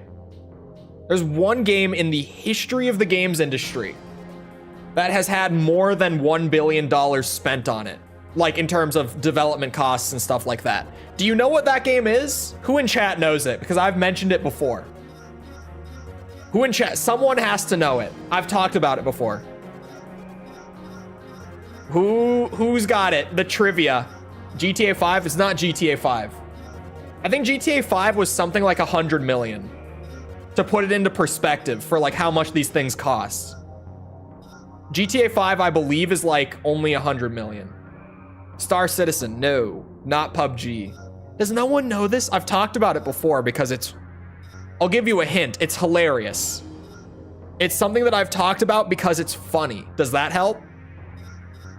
Does that give anyone the, what's the word? Something to go on, I guess, is all I mean. All I'm trying to say. Minecraft, no. Gex 2, it's Gex, no. Genshin, no. Free Fire, no. All right, you ready for this, chat? It's the metaverse. It's the only game in the history of the industry to have more than $1 billion invested. It's the metaverse, which currently is sitting somewhere in the ballpark of $15 billion invested, by the way.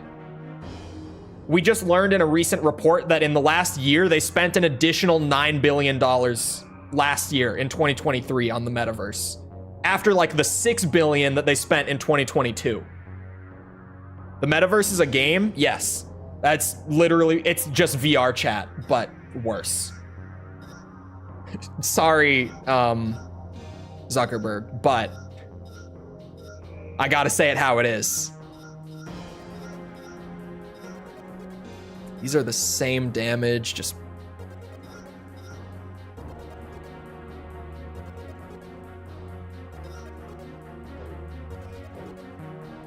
it's a social platform. It is like classified as a game. That doesn't count as a game. Yeah, it does. It's just a VR game. The industry sees VR chat and the metaverse as games.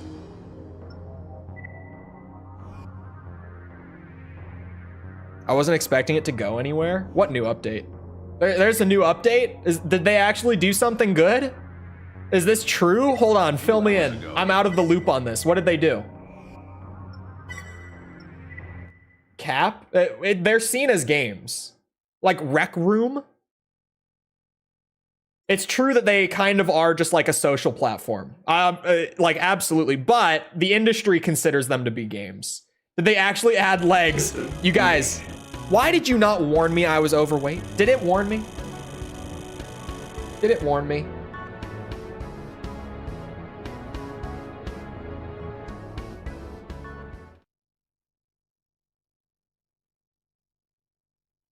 Yeah, I see what you mean with them not being games, but I'm just saying, like, in terms of classification, like they are labeled as games, advertised as games.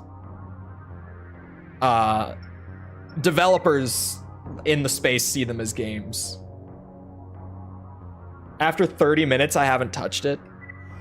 But if we don't consider the metaverse to be a game, there has never been a video game with $1 billion+ invested in it.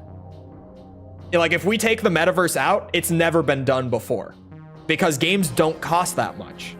Quite frankly, they don't cost close to that much. Hold on.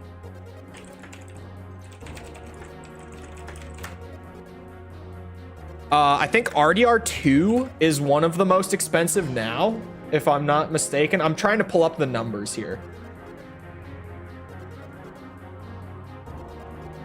Okay, Genshin Impact is apparently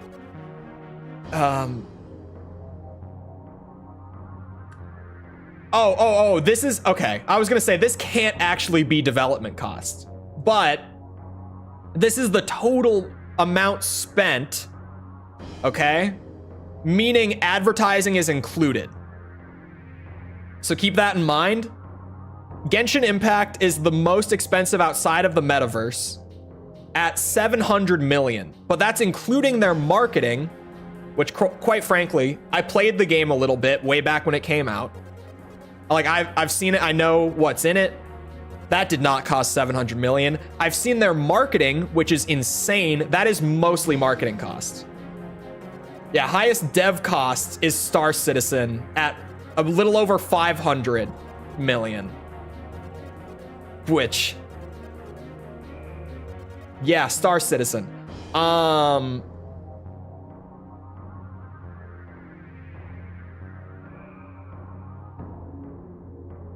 Apparently, Marvel's Spider-Man 3 from Insomniac is already sitting at $385 million in total costs. That's what this list says. I find that incredibly hard to believe, but maybe, I don't know. I don't know how much they're spending. But I can tell you that right under it is Marvel's Spider-Man 2, which only cost $315. So here's what I'm thinking in terms of like not thinking that that's legit, to elaborate a little bit. If Spider-Man 2, which has already been marketed, developed, and released, cost $315, I don't entirely believe that the sequel to that game, which only came out 3 months ago, by the way, is sitting at $385 million invested when it's not even the next game that the studio is releasing. Like, that game, not that we know, but educated guess, probably isn't even in production yet, because the actual main game in production at Insomniac right now is Wolverine. Where are we getting these numbers from? Let me check the citing on it. Here's the article they're citing for it. Let's see. Where is their source on this? Oh.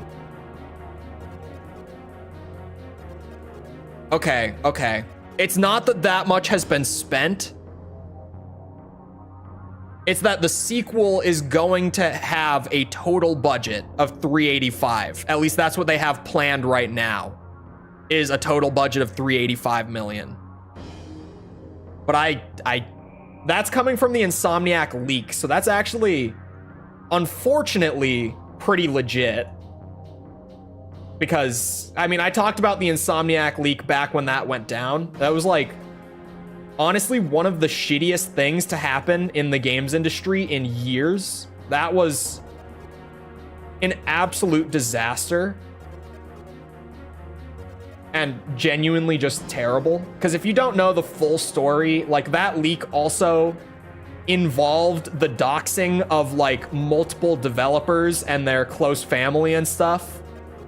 That was a shit show. That was just horrible.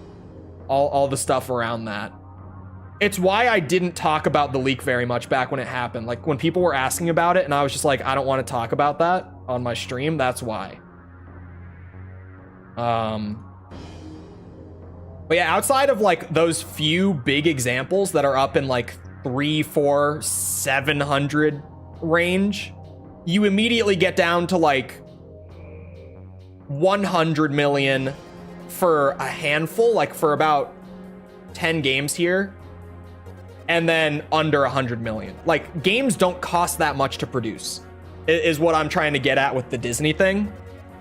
I think Disney has just blown this crazy load, like just thrown so much money at Insomniac. Or sorry, Insomniac, I misspoke, at Epic. And I don't know what for. Because again, like it doesn't cost that much. Because also, I've seen some sites misreporting what the deal actually is. Disney did not buy or acquire Epic Games. They invested in a brand deal, a marketing deal essentially, with them to produce gaming content. It's, as far as we know, they haven't even invested in full games. What we know is that they've invested in gaming content, including Fortnite. We don't know what the hell the deal even means yet, publicly. We have no clue. We have no clue. So for now, all that I can really say is that it looks like Disney has wasted obscene amounts of money on this deal, and I have no idea what they've even bought. Like, just from like industry knowledge of being in the industry, studying and everything like that, right? It seems like they have wasted a fuck ton of money for God knows even what. Like, I don't even know what they've exactly paid for, but I can almost guarantee that it's not going to be worth $1.5 billion.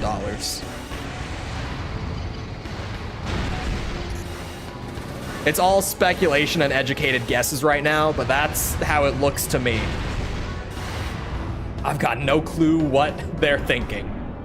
And what was Bob Iger's statement exactly? He was pretty much just like, I've seen that Gen Z and Gen Alpha really like games, so we should be making games. I think that was pretty much like his statement. And you know, fair enough, he's not wrong. But he kind of just said nothing when asked like why he struck this deal. He was just like, games are popular, so we want to have games. Thank you, Bob. Thank you, Bob. I don't think Disney cares what they're buying as long as they own everything. Again, the thing is, they didn't buy Epic Games. They made a deal with Epic, but they did not acquire Epic. They've invested in Epic. They do not own Epic Games. Because Epic, I guarantee you that the original offer was to acquire Epic, but they're smart enough to say, no, we made Fortnite on our own. So we're good. And it got like bumped down to just being a marketing deal, essentially. Or a collaborative deal, whatever it is. We don't know what it is. We know that they didn't buy Epic. They invested in Epic for gaming content. That's all we know. Publicly at the moment. Energy surge detected. Move faster. But definitely, assuming, and it's a pretty safe assumption, that the proposed deal would have been to purchase the company and Epic turned them down. Good on them, because yeah, you have no reason to get bought out by anyone. Like, you made the top earning game, or one of the top earners, not the top. At one point, the top, just not consistently the top, but like consistently a top 5 earner in the entire industry for the last 6 years. You have no reason to sell out the company to anyone. You've destroyed the controls. Barely got out of there in time. I know that one was a little I'm close. under attack. Hurry! Little spooky, admittedly. And didn't even get a stake in Epic. I think they probably got a stake. That's very fair to assume. But we know so little of the deal publicly at this moment that we can't even like definitively say that they did or didn't. So who the hell knows? Lock released. Moving up. I just saw so many articles saying that Disney had bought Epic Games when that's not what happened. Like, that was just genuine, straight up misinformation, saying that they had bought the company. Destroy the controls here. Because that was what a lot of the headlines were. And I was just like, that didn't happen.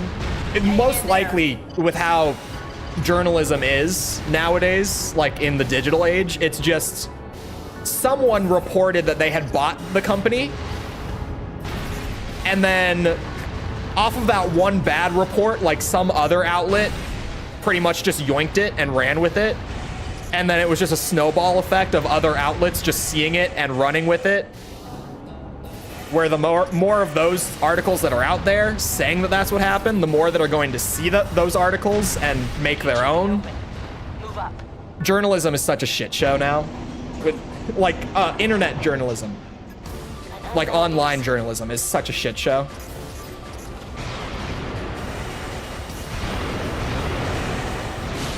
Oh, Jesus Christ. Oh, good Lord. No, we're just shooting the big thing and we're leaving.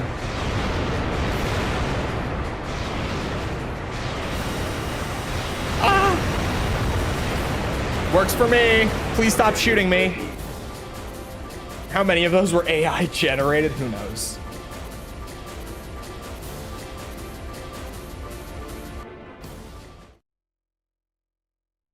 Fortnite's at like 275 million. Yeah, and consider that that's development costs, marketing costs, brand deals to be able to like work out these collaborations, right? Oh, concurrent players? No, it's not. Does it say that? Where does it say? Source. Where does it say that? He's talking players. Where's the source?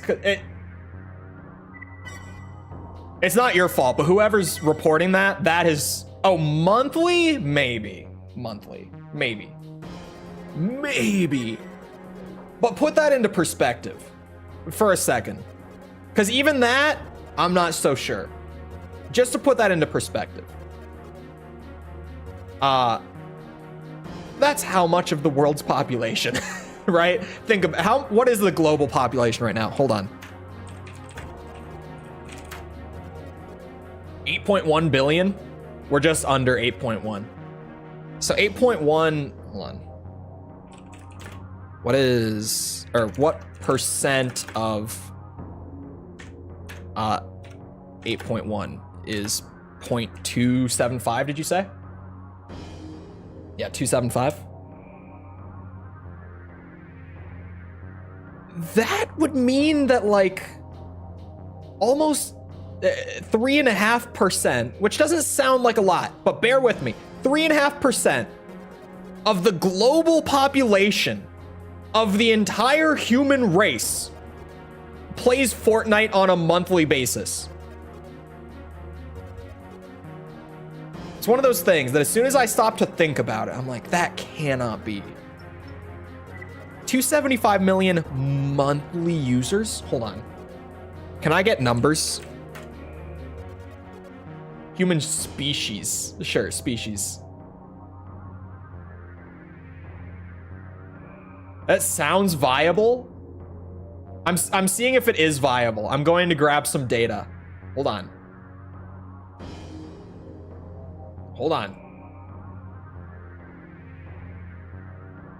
Can I get monthly users on...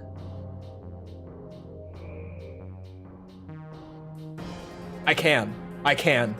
Okay. Oh no, that's not monthly users. Never mind.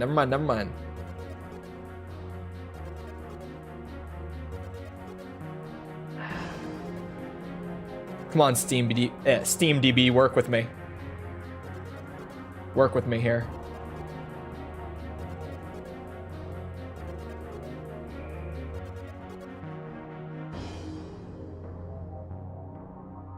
Can I get monthly active users for Counter-Strike?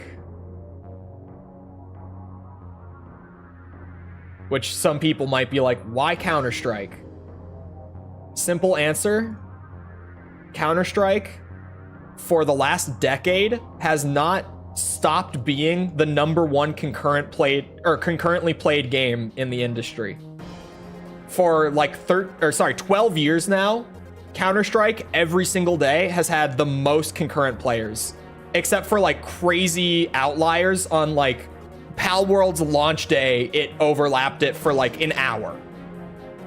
But it's incredibly rare that any game beats the concurrent player count of Counter-Strike. Hold on. Big stretch. I want the monthly users, but I don't know how to get it. The best that I can give you for Counter-Strike is the total owned copies estimation. And even those are different depending on who's reporting it. It's showing me all of them right here. If I just averaged out, it's estimated across the board that 175 million players own Counter-Strike. Not log into it every month, just own it, okay? Let's even round it up and say 200 million, right? Let's just round it. Say 200 million people own Counter-Strike. And for 12 years straight, almost always, it's been the most played game at any moment of any day. For 12 years.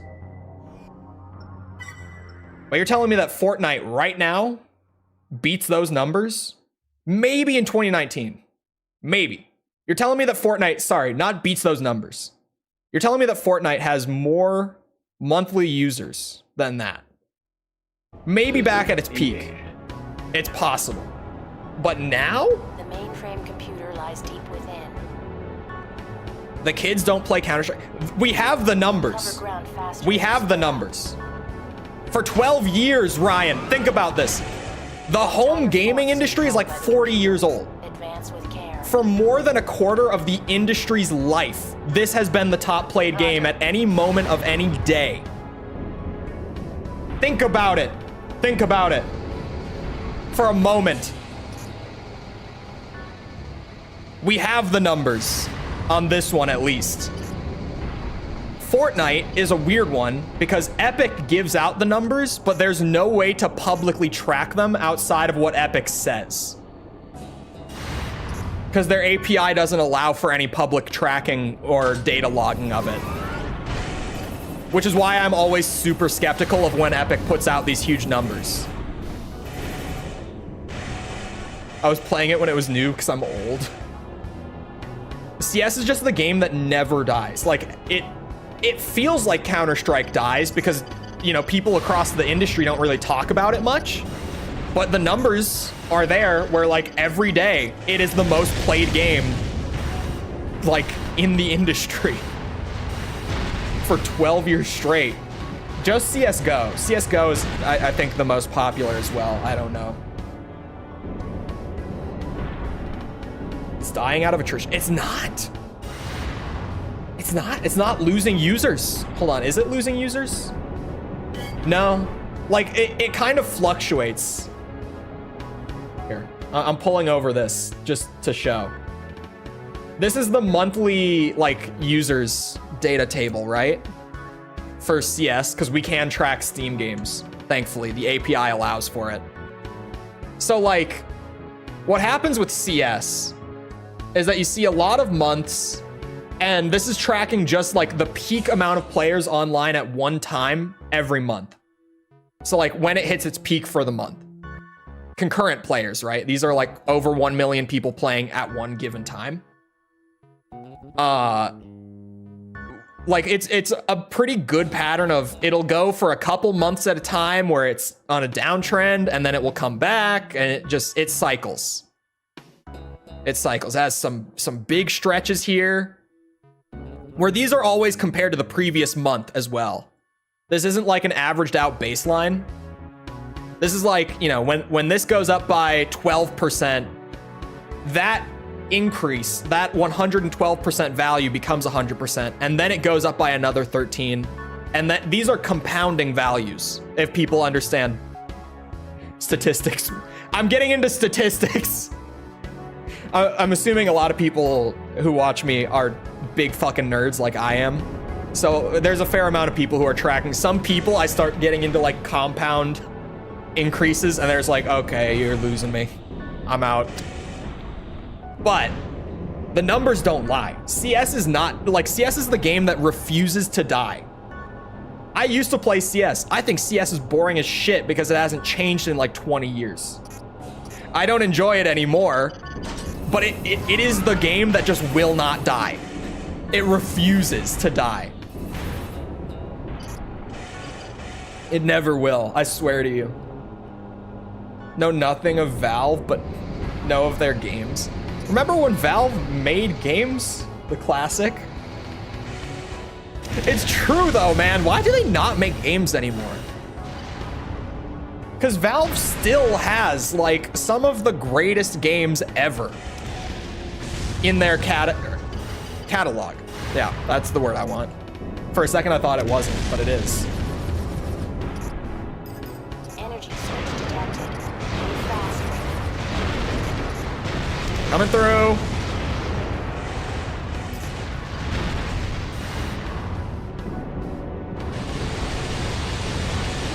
CS just isn't fun anymore. It's because it hasn't changed at all.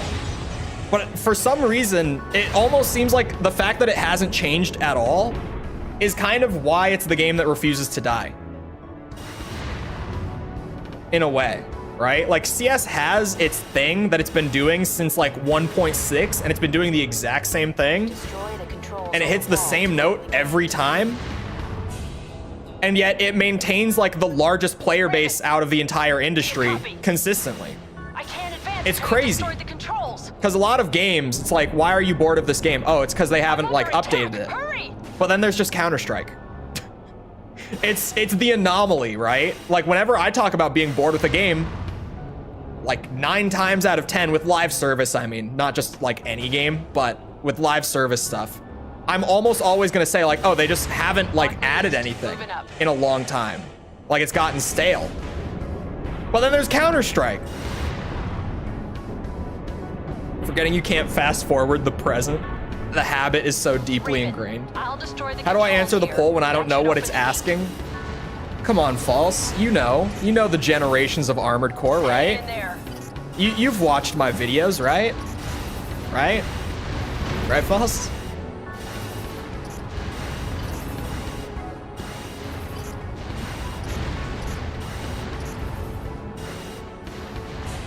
I don't.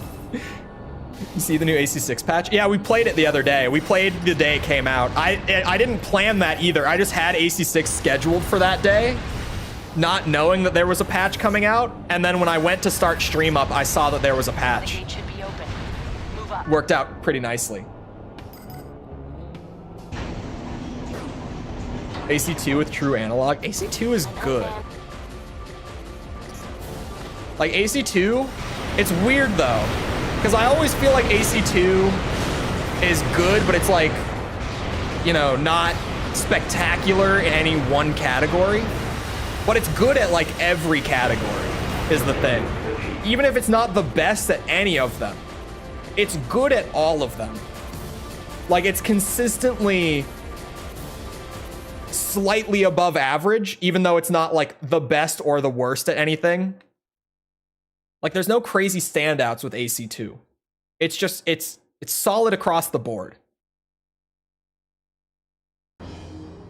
Just complained about the change logs. That was the stream. I didn't complain. I thought the changes were good. Mostly. A couple of them were kind of weird. I'm not doing that mission again. That mission sucks. I'll come back to it.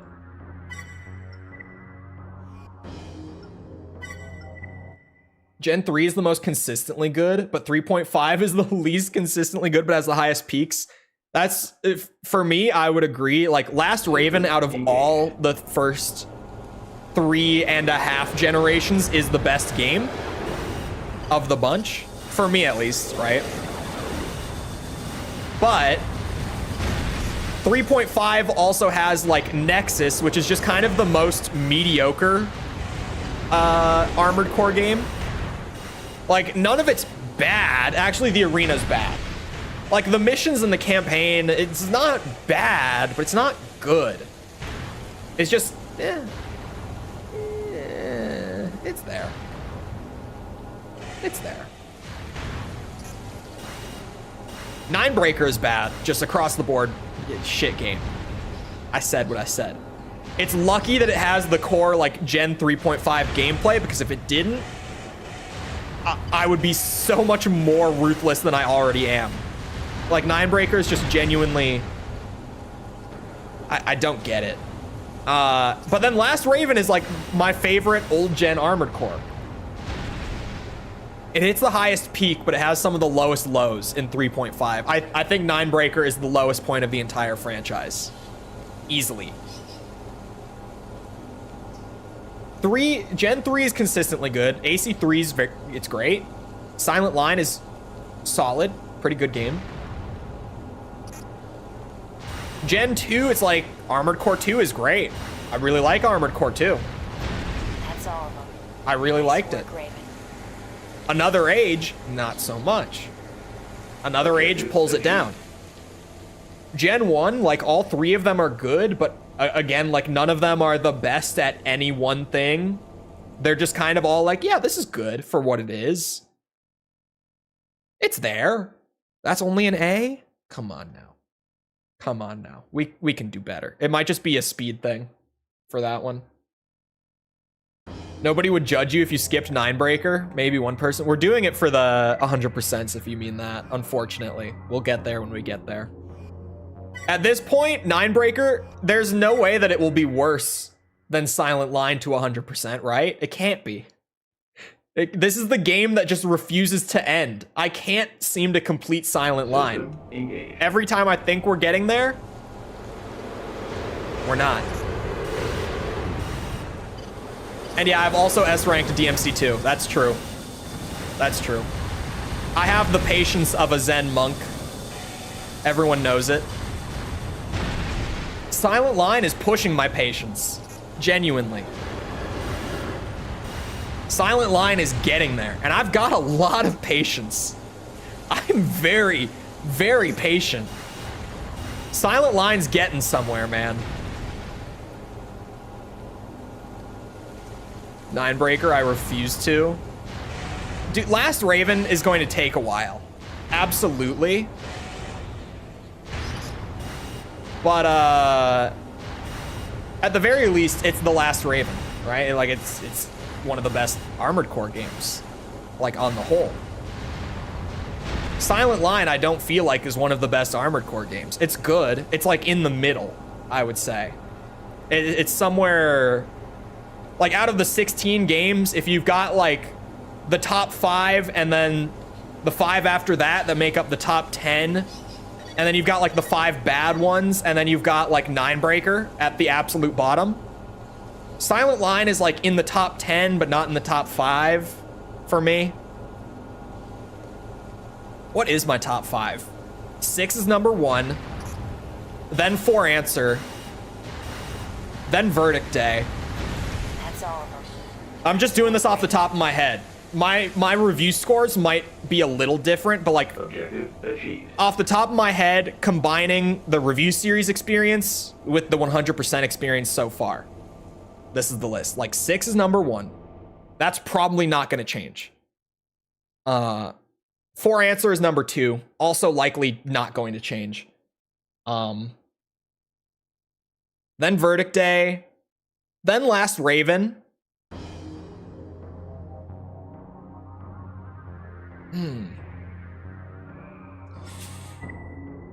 Number 5 is kind of hard because there's 2 games that I feel like deserve to be up there. It's probably Armored Core 4 at number 5. I want to say it's Armored Core 2. I want to. But even though Armored Core 4 has all those problems that I bitched about in the review, and that I was incredible, and I'm still incredibly vocal about, it is blessed by having the Gen 4 gameplay and just being a game that's really easy to like sit down and play for extended periods of time. So I might just have to give it to 4. And emphasizing that like AC2 would be number 6. It would be right behind it. Right behind it. 4 is genuinely up there just because its core gameplay carries the shit out of it.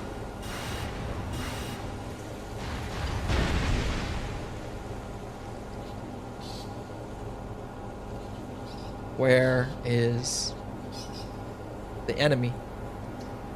If I just spin in circles. I might need a radar. I'm grabbing a radar. It's home to some mechanics I simply don't like in Armored Core, like the posture system. The thing that's beautiful about the stagger system is that it's so abusable. And I know theory of dominant strategy, like I've talked about it. I never give much leniency with it, with theory of dominant strategy, I mean. I very rarely do. In the video I'm working on right now, you could make the case that one of the biggest things that I'm going to complain about in that video, you know, spoilers, but not really, just the lightest of spoilers, but still, the review I'm working on right now has a big dominant strategy problem. And you could say, just don't engage with these systems or mechanics or whatever. But like, the theory of dominant strategy is like one of the most well-known in gaming because it's one of the most widely applicable and most true theories that we have. Like if there is an apparent easiest way to do something, the vast majority of players are just going to go immediately to that method. It's true. It's more than true. It's insane how consistent that theory is. But with AC6, you can just ignore it. Like I always say with theory of dominant strategy and being like, you can always just not do it, blah, blah, blah. It's like, you can, sorry, phrasing. Rewind, okay. You can't say just don't do it to the majority of players, but when it comes to like hardcore fans of a given franchise, like if we're talking people who have played all the Armored Core games over and over again, for a revisit of 6, it's very easy for someone like that, if it's like your 5th time playing the game, Nice work, Raven. to be like, yeah, you could just do a challenge run and never run a melee weapon if you wanted. Or at the very least, just never use melee on a stagger, and you could genuinely make the game so much more difficult for yourself if that's what you want. But for the record, I did factor in how insanely busted the stagger system is once you learn it. Like I did. I think I talked about it in the video, just how insanely powerful it is once you figure out how to abuse it. Like on its own, it doesn't break the game's balance by any means, but once you really understand the system and how to build your AC, you fucking destroy the entire game. Like once you're at that knowledge level, once you've played a couple times and messed around with it, yeah, you're gonna break everything. It's just the way it is.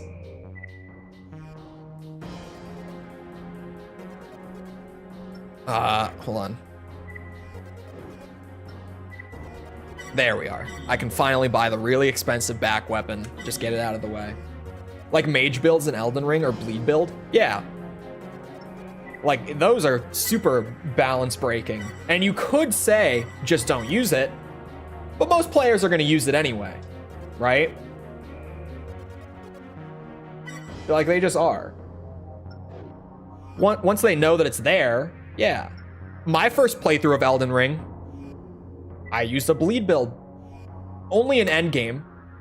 But do you know what I used before that? I used Moonveil. I did like a magic samurai hybrid build before I found Rivers of Blood. And then I used Rivers of Blood until the end of the game. Last Raven will probably equate to 25% of these Armored Core streams. You think? I don't feel like it will. I think it's gonna be one of the longest. But if I had to place my bets for like the 3 longest games, I would say Silent Line, Last Raven, I would say it's in the top 3, and Verdict Day, maybe. We're picking something up on radar. Hello, Lego. Checking for transponder recognition. Welcome to, it turns out I do need all the S ranks, actually. Unable to verify. Commence your attack. System engaged. More balanced in older games like 2. Oh man, 2 is busted as shit. I don't think, here's maybe my hot take. And I wish that I had 100%ed more of these games prior to the AC6 review. Like timeline-wise, that's just not what happened, but retroactively, like I wish I could have had like the more experience, or I wish I could have had this experience that I have now to elaborate on a little more. All of the Armored Core games, going back to the original, are an absolute balancing nightmare. Like, just fundamentally. They all have crazy balancing problems. I haven't found one of them that doesn't yet. Guess we aren't starting Nexus today? Yeah, probably not, because I had no idea about the S ranks actually being a thing. Because a couple people said that they thought it was, but most people were like, no, it's just the portable part, you're good. But turns out there is also a part in the PS2 version. Absolutely. Raven, additional targets have been detected.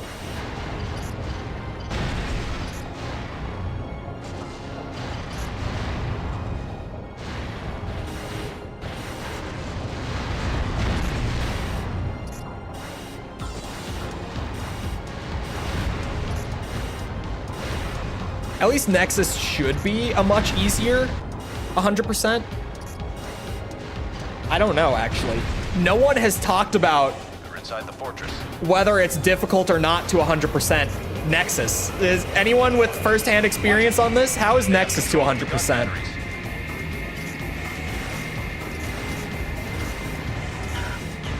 Oh, we burned out?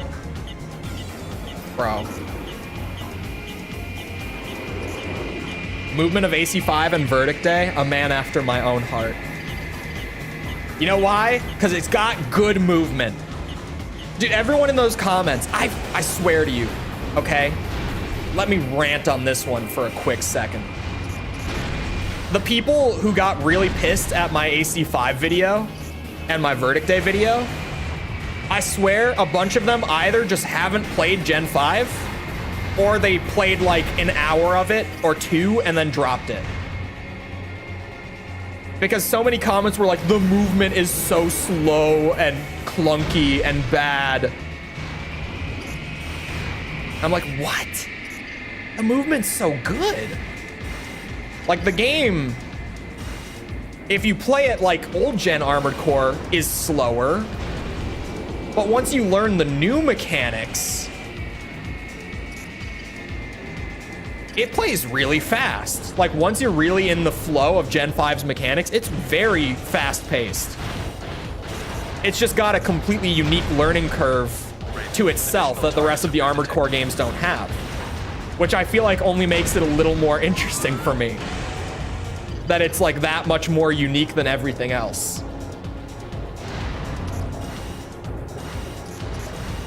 Now, Armored Core 5 specifically has a lot of problems. A lot.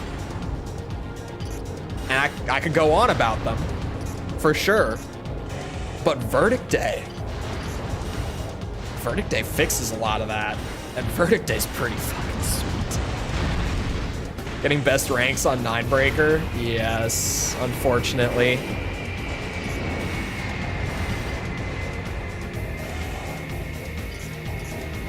I like it even more than the movement in 4 answer. I think I like 4 a little more for just like the pure anime bullshit appeal of it. But I think mechanically, Gen 5's movement definitely has a lot more going on. Like it's a much more active form of movement, I guess. Hang in there. Mechanically speaking. There's a much larger skill gap too. Like much larger skill gap in Gen 5's movement. Higher skill floor and ceiling than Gen 4's. And than any other gen, to be honest. Like the minimum required skill with the movement to beat like the harder challenges in the game is a lot higher. And then just that ceiling of how good you can get with it with a bunch of time spent and stuff is also just way higher than the rest of the series.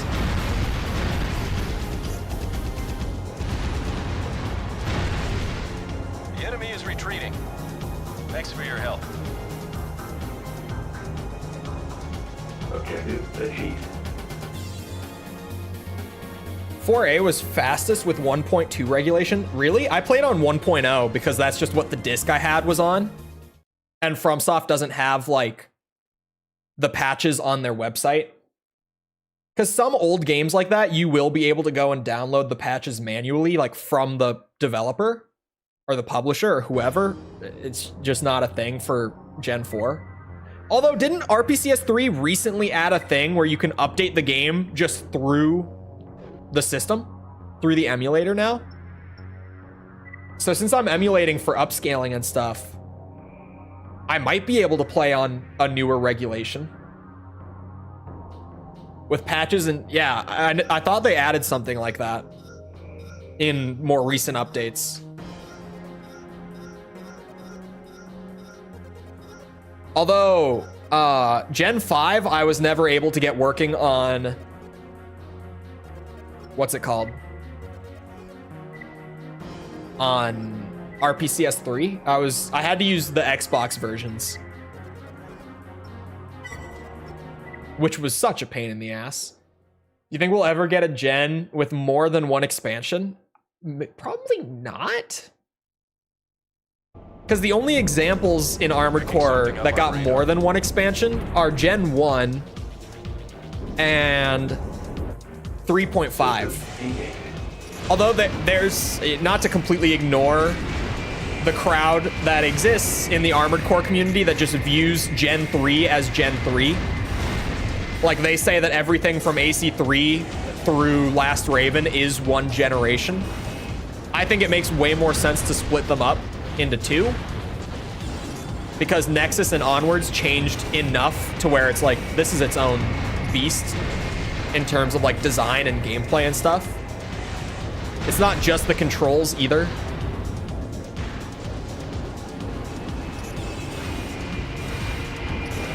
It's even just like balancing and systems and stuff changes a lot with 3.5. Oh, son of a bitch. Heat system. How could I forget the heat system? I guess that's kind of gameplay, but kind of systems at the same time.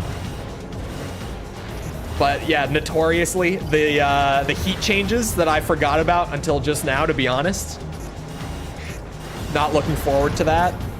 Although by the end of Last Raven, I was a lot better at managing heat and building around it as well, like making heat neutral builds and stuff. But Last Raven also brought it into check. Like, they did a lot of balance changes with the frame parts and boosters and radiators and all that in Last Raven. So it might still be a bad time in Nexus. I don't know. I don't.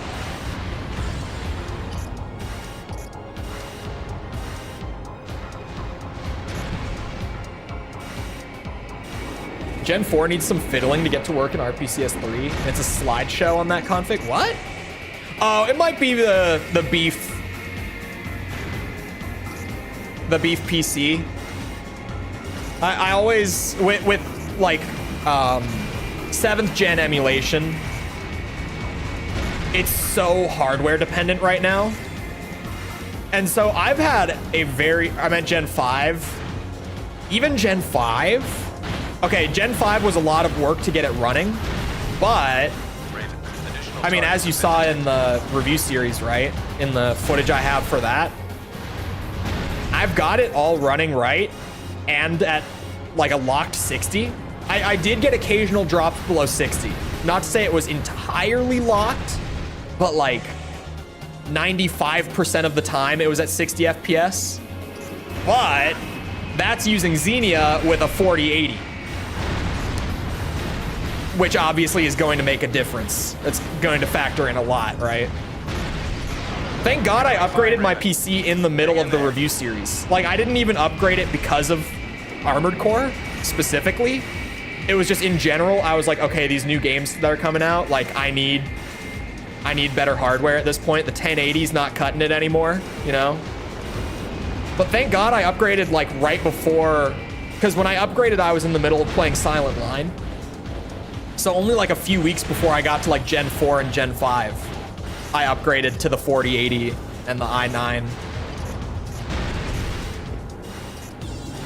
Looking back, that timing was great because otherwise it might have been a bit of a disaster. I haven't really thought about that until now, but that was some very lucky timing. The enemy is retreating. Thanks for your help. I haven't tried Xenia with 5th gen. Xenia worked, but it took a lot of effort. 4080, my condolences. Yeah. Dude, do you know, to be fair, because YouTube is like a primary source of income for me, the computer's a tax write-off, right? Just to say it how it is, the computer goes on the tax return, in all fairness. But there was like a solid day before I kind of realized, like, wait, it's a write-off anyway. There's not much to be upset about. There was a solid day when they announced like the new line, like the upgraded line of 40s. And the 4080 Super outspecs my GPU and is $500 less than I spent. There was like a solid day that I was like, are you fucking kidding me? Like 2 months after I built it. But now I'm kind of chilling because I'm like, you know what? It goes on the tax return anyway. Like it's not even worth being angry about. I can chill.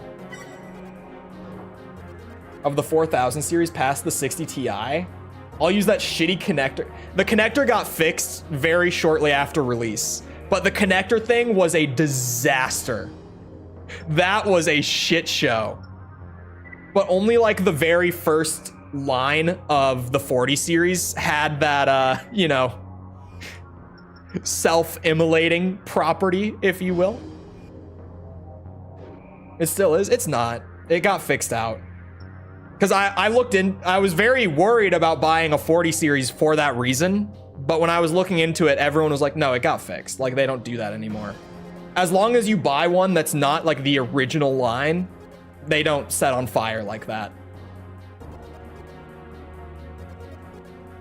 The Super doesn't even seem to be more powerful. I think it's like 5% faster, which is a decent bit. Even though they're on the 4th revision. It could be true. Anything that I've seen has said otherwise. It's possible. But certainly from what I've seen, it seems to be fixed out. The third-party cables are being recalled right now. That cable mod? Who's cable mod? Oh, to be fair, I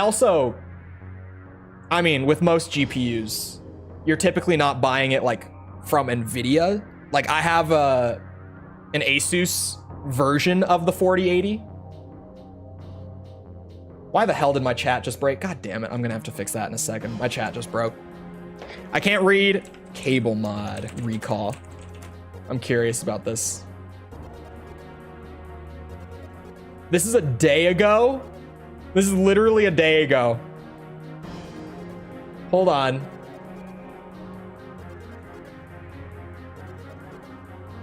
Oh boy.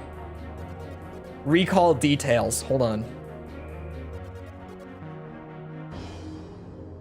It's for an angled adapter. This thing looks funky. Hold on, let me pull it over. And let me try to fix my chat.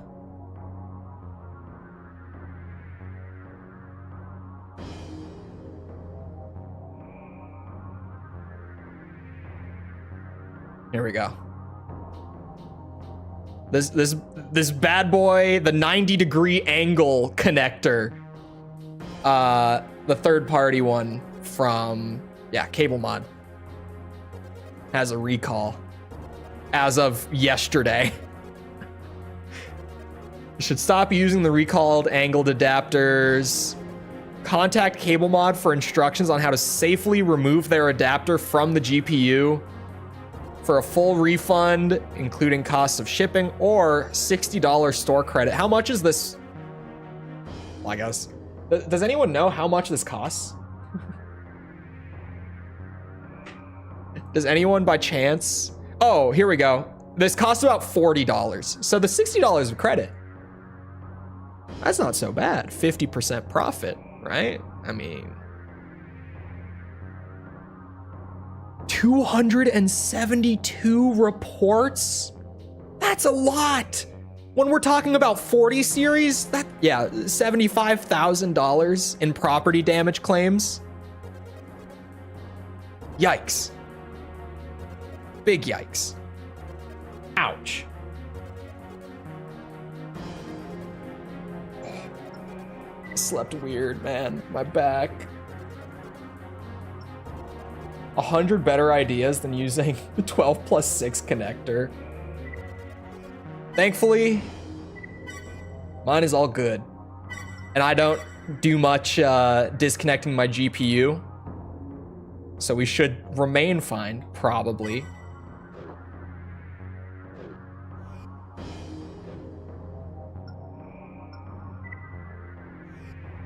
I mean, yeah, likely. Just because of the layout, like my GPU doesn't get in the way of anything if I'm swapping, well, unless I swap like a motherboard.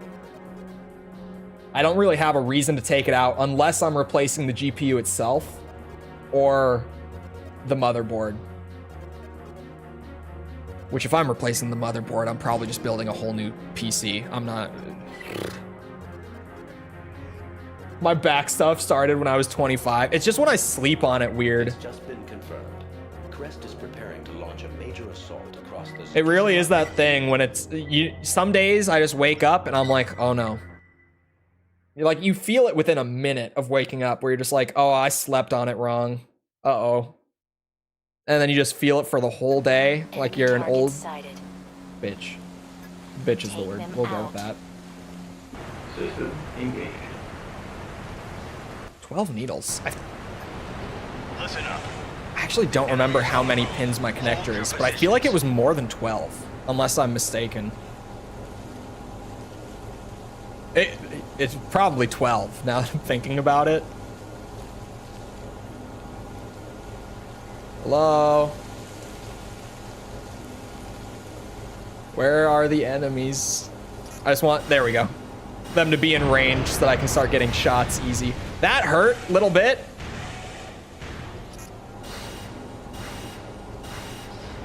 Please just give me an easy S rank. Please.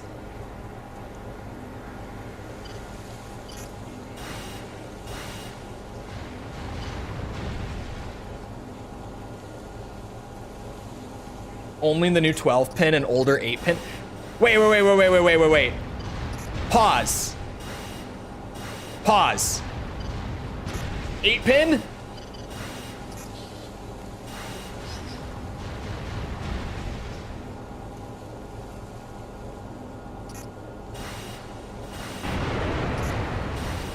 Oh, where you might need multiple 8 pins? Actually, I think that is what mine is. I think it has like one big one and then like 1 or 2 smaller ones. Hold on. I have it next to me. I have a glass cover. I'm not opening it, but I might be able to actually look at it and just see it.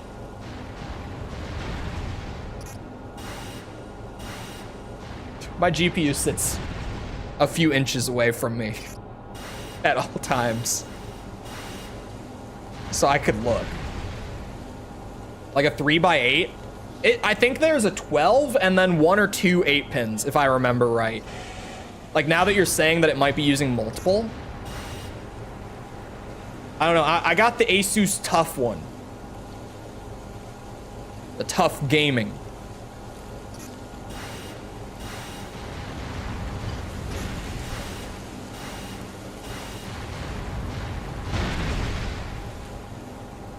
$16 or $24. Yeah, it might be something like that. I'll look at it.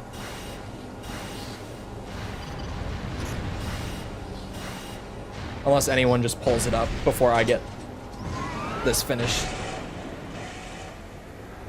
That's the only reason why I said it.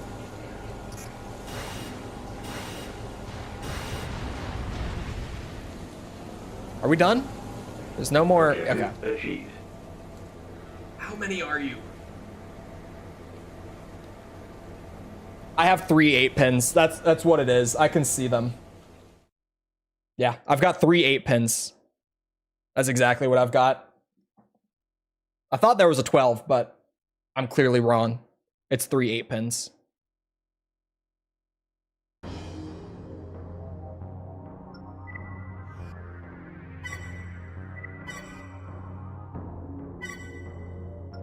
There's this problem with 3 portable, in which the pre-mission cutscene, where it shows the client, doesn't always play fully. Wait, what? That's a strange bug. But you can, hold on, sorry. Can you create your own mech? They're all custom. You can only create your own. No presets in this game. Mine might all be using the same extension and rifle. Ignore that. They're good. Simply. Man, these S ranks. I am upset that I even have to do this. This is a slog, especially for me thinking that I was like at the end. This is a mess. Although I can take a break and like just go and blow through some lightweight missions real quick to get those legs that I don't have yet and stuff like that. There are pre-mades in 6. Yeah, I guess 4 and onwards, they do have the option to use like the NPC's pre-made ones, but in the older games.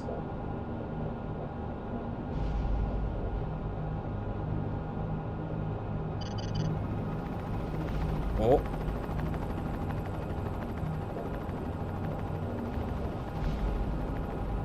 A 3x8 adapter to 12+4, or the GPU itself has, that is a good question. Hold on a second. It's whatever the GPU came packaged with. I didn't buy like any additional adapters or anything. It might honestly be easier to just fucking pull up the thing from Asus. Uh-oh. Starter AC is a preset? Yes, but the only people who use the starter AC like the whole way through are psychopaths, because that is way more difficult than it has any reason to be. How does this one compare? I don't think Silent Lion is quite as good, but it's only because it's kind of bloated by comparison. It's not that the game is like actively worse. It's just that not all of what they added is necessarily better, if that makes sense. Oh. Haha. Uh-oh. No, I haven't. I leave.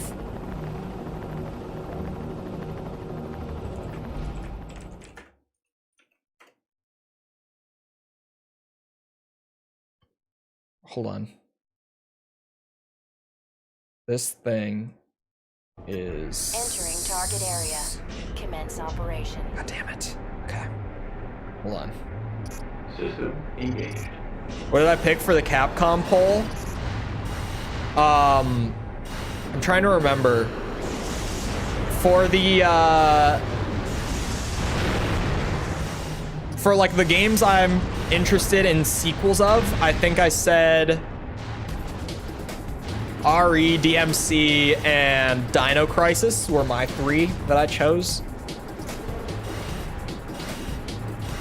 Because I was being honest. I could have just not said RE, because it's obviously going to get more sequels anyway. But it's literally my favorite gaming franchise, so I'll throw the extra vote that way. And then for the game I would want to see remade on modern tech, I said Onimusha. That's what I told them. That's what I told Capcom.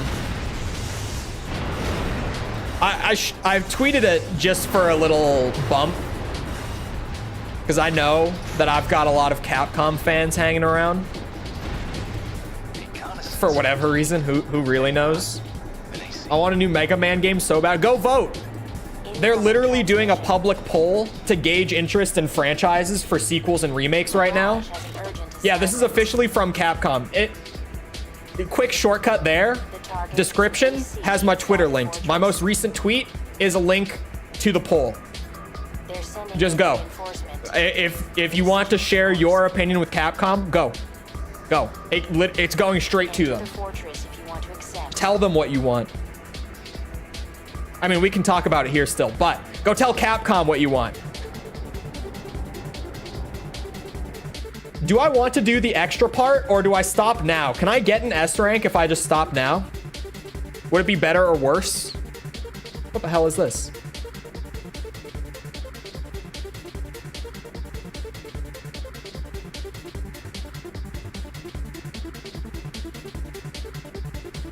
Caps. I need the informed opinion here.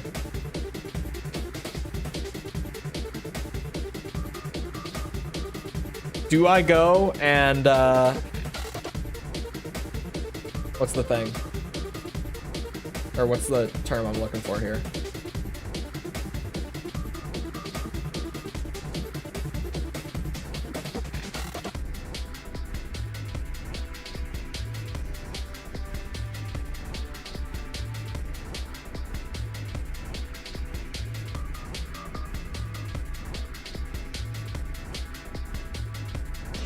You look way different in your Twitter profile. I was fat then, and less facial hair. And maybe shorter hair. Yeah, I kept relatively shorter hair then. I wasn't fat. I think I'm like I was kind of fat. I think I'm like 210 or something in that picture, roughly speaking. Maybe a little less than 210, like maybe 208 or something. I don't know. I was like ballpark like 35, 40 pounds heavier than I am right now in that picture, which is a big difference. Might not sound like something that you visibly see a big difference, but it definitely is. 100% is. Also, follow me on Twitter while you're there. Twitter users. Smile. I don't really use Twitter as much as I used to be honest, but when I do tweet, it's either that I'm promoting a new video or it's something like, hey, Capcom is gathering opinions, so go vote if you want your opinion to be heard. I share helpful things. I mostly talk about the industry. I also, like, I share stuff like when Jim Ryan stepped down from being president of PlayStation. You know, I share updates, news. Definitely lost a lot of weight from that picture, yeah. I wanna, well, simply because I promised Mikkel that I would, I wanna add a few pounds this year of good weight, of muscle. When I was talking about my goals for the year, like 2 months ago, because it was like early December, Mikkel was like, and get huge should be on your list. I was like, okay, fine. I'll add like 5 pounds or something. Sure. Mileage. Not necessarily huge, but I'll get bigger. Sure, why not? I just searched the poll online.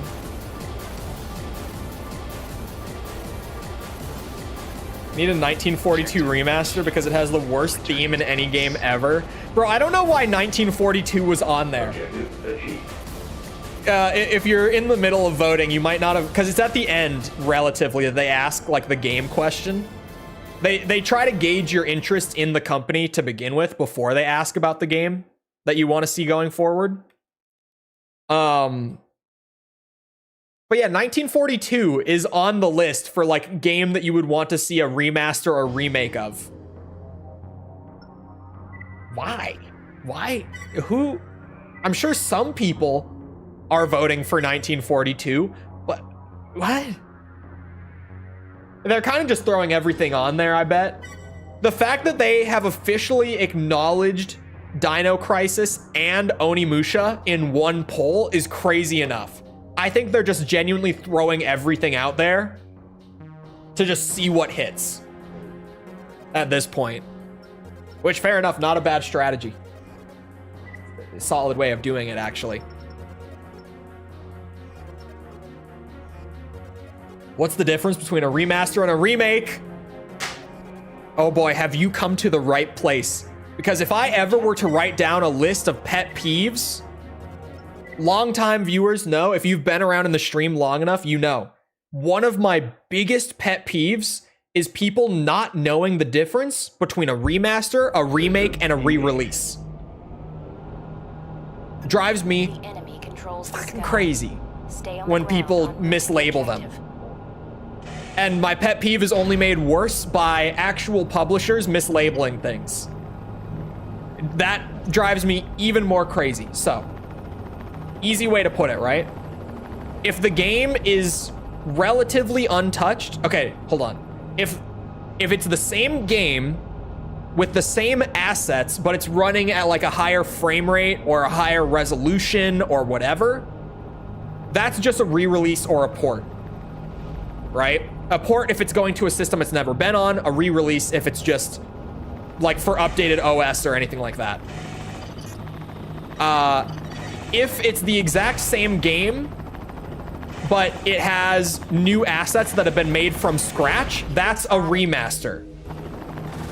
The problem is when you think you know and you're wrong. Yeah, that is the answer. Or sorry, that is true. It's not just not knowing, it's thinking that you know and saying things that are just wrong. That's what drives me nuts about it. Sorry, remaster is the same game with new assets. So here, let me actually pull up Steam. I can make this so easy. Let's find a re-release, chat. Where's there? Actually, I know one off the top of my head. Let's go. Quake 2. Boom, right here. What Night Dive did for Quake 2. This is a re-release slash port. Re-release for PC, port for consoles. Quake 2. What happened last year with Quake 2 and Quake 1 before that. Sure, some of the lighting is improved and the controls are improved a little bit, but this is same assets, same engine, same gameplay. This is a re-release, right? If you want to get insanely technical, it could maybe be a remaster, but it's a re-release. Quake 2. Example of a remaster. There's actually one great example that comes to mind. Actually, there's a couple that come to mind immediately. Let's go with the big one. Where is Modern Warfare Remastered? I give Activision a lot of shit. They know what a remaster is. It plays the same as the original Call of Duty 4, the original Modern Warfare, but they went in, remade all the assets and visuals in the game from scratch, but they left the code and stuff like that intact. Like core gameplay is the same. It just looks prettier. And they remade the assets from scratch. Some people think that that quantifies a remake. Those people are wrong. If it's the same game but from the ground up, yes. Because it's not so much about how it's made, it's about the experience that the game gives more so, right? It's like I guess the best way to compare that is just genres, where it's like, sure, you could argue that Outlast is survival horror, but anyone who's actually like a fan of survival horror and has played survival horror games will tell you that you're a fucking idiot, and rightfully so. Because you're a fucking idiot. Anyway, like you could say that it's a remake, but it's only very technically a remake. Like the actual experience that you get, it's a remaster, The enemy controls right? the sky. Stay on the ground. Move to the objective. A remake is like they fully Like they kind of just took the setting and like the story of the game, but they actually like remade it.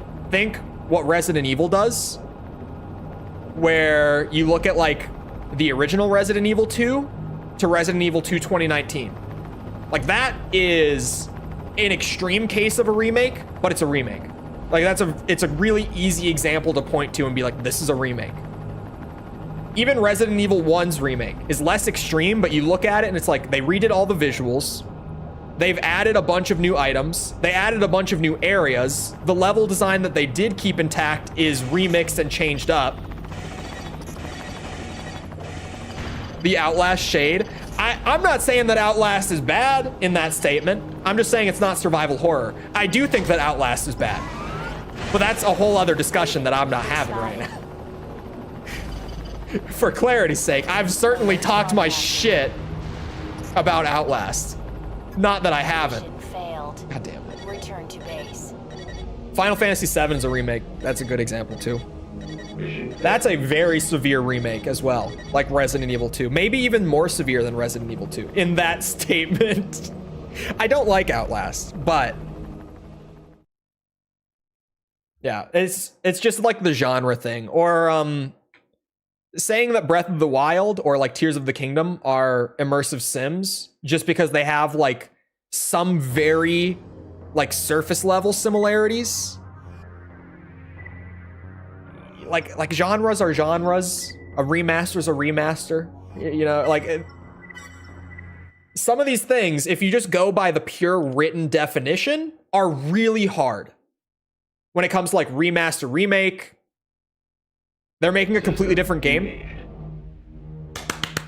Thank you. Thank you. That's what a remake is. If it's a different experience, like if it offers something completely unique to the original, that's a remake.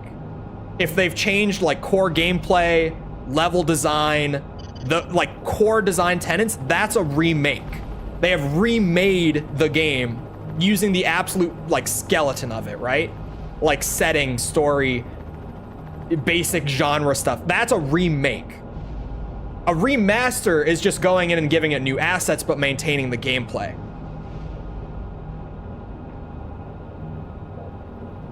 I'm not talking, I know the story is going all sorts of wacky, but I'm just saying like that is genuinely a really good way to put it, is just like they're making a different game. Like the very, very fundamental stuff is there, but it is a completely unique thing, right? Like that is a very good way to put it. The reason that there's a lot of confusion with remasters and remakes, and even in the industry, the definitions that I use aren't definitions that you will find everywhere. It's because these things are new.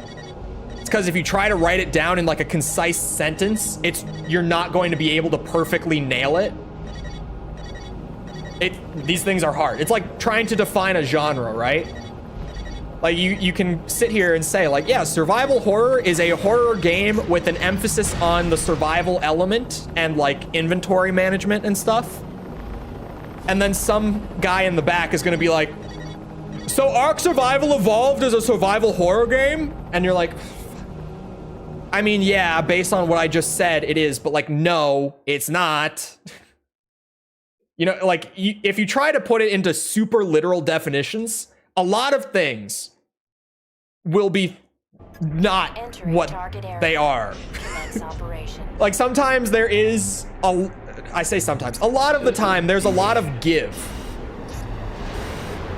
Like things have to be a little flexible, right?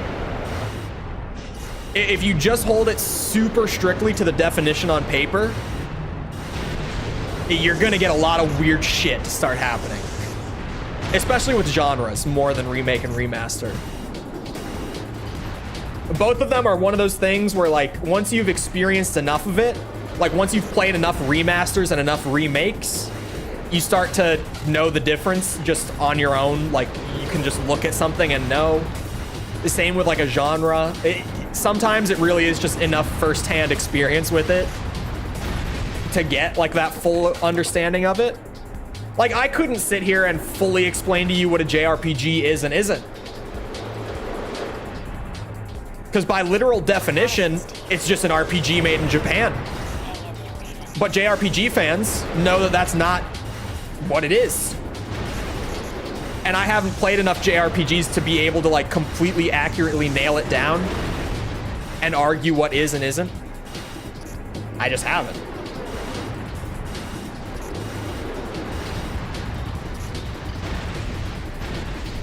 Reconnaissance complete. Hang on. A remake is just completely ground up. It's so weird with it. It's really weird with it. Ultimately, I'm in the camp of the process of how it gets made is less important than just what the end product is. But some people are more in the camp of it's how it's made, not what it ultimately becomes. I'm more concerned about like the actual user experience once it's out in the market rather than the internal process of how it was developed, if that makes sense. Dead Space is a remake or a remaster? Dead Space is a remake, but it's super faithful. That's also a thing. Faithful and non-faithful remakes. Like a faithful remake would be like MGS Twin Snakes or Dead Space or even like RE1, where so much of the original is intact, but there's also some stuff that's changed that's like, you know, very, or sorry, let me rephrase. That has a big effect on how the game actually plays. Because like Dead Space has one-to-one level design in a lot of places, has one-to-one gameplay in a lot of places, but like core systems are overhauled. Level design is changed in a lot of places. There are new areas that were never there. There are areas that were taken out. Boss fights have been completely redesigned from the ground up in certain cases. Dead Space is just a very faithful remake, but it is a remake. It does change enough that, you know, once it gets in the hands of the user, it's not the original Dead Space. It's very close to the original Dead Space compared to a lot of remakes, but it's not the same. Whereas like a just remaster where it's like we put new assets in, like BioShock 1 and 2, those remasters, or like Call of Duty 4's remaster.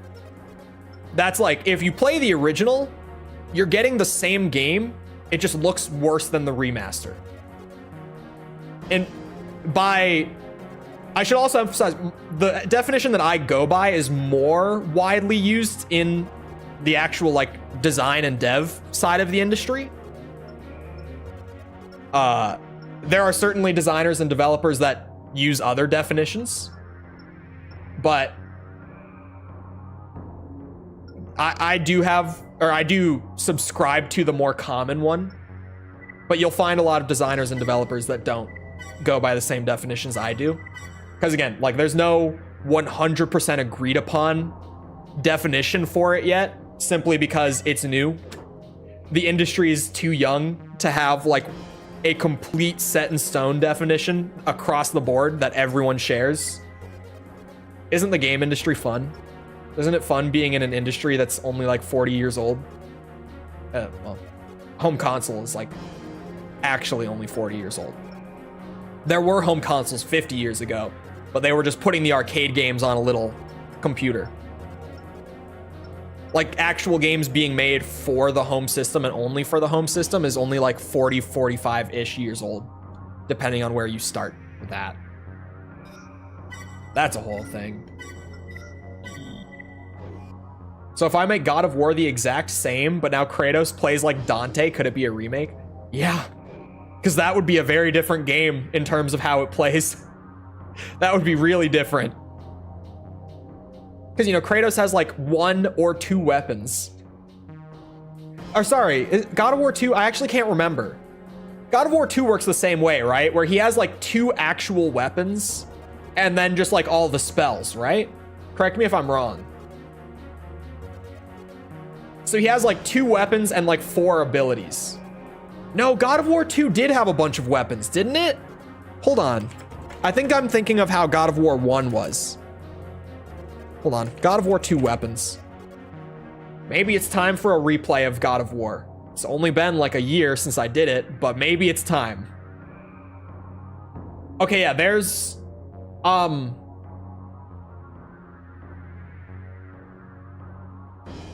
hold on. 1, 2, 3. A 6. Spear of Destiny. Oh yeah. Okay, 6 weapons. 6 weapons. Yeah, I was thinking of God of War 1. My bad. God of War 1, but like you played like Dante, would be wild. Would be better. I prefer the original Dead Space to the remake because they fumbled the few aspects like sound design. Sound design was still great in the remake. I'm a big Dead Space fan, by the way. All 3 of them, including the remake, right? Wink wonk. But the sound design, like on its own as a game in the remake, is still phenomenal. But the original Dead Space, I would agree, had better sound design than the remake. For sure.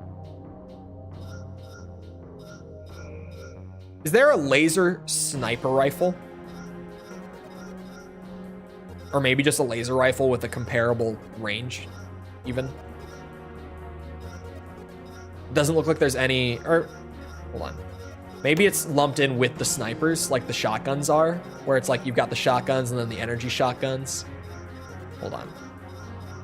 Is there, oh yeah, EN sniper rifle. Booyah, found it. And then we go for the long range FCS, the long boy. Which one was the long boy? I don't remember. I'll just look at, there it is, sight range. 550 so far. Whoa! 1145. I think that's the long boy. Yeah, totally. That's the long boy. Yup. Raven, This is the same one I was about to do. I'd call the PS4 Final Fantasy VII a remaster. I have no idea about it. I do not even know what the hell a Crisis Core is, other than just like a spin-off of Final Fantasy VII.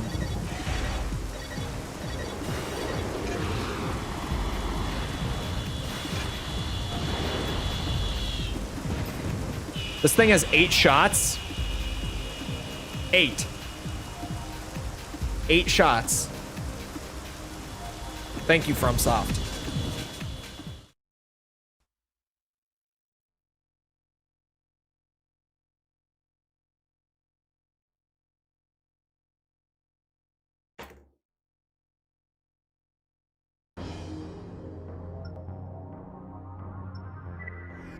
Eight bullets for a sniper rifle.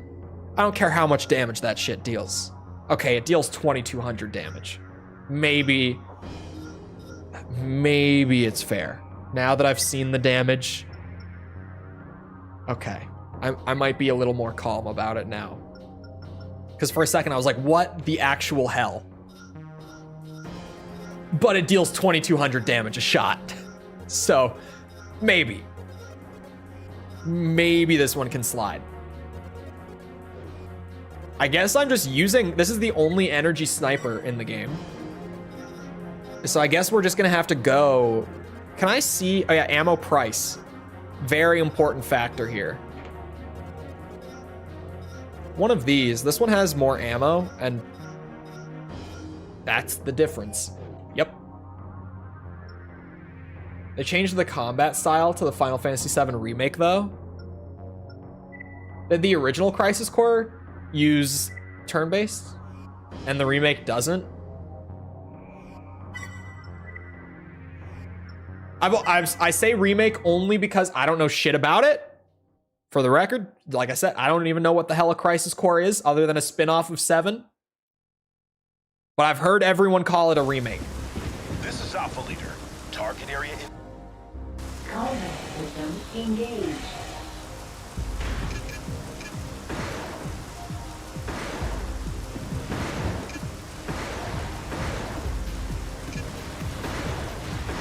Okay.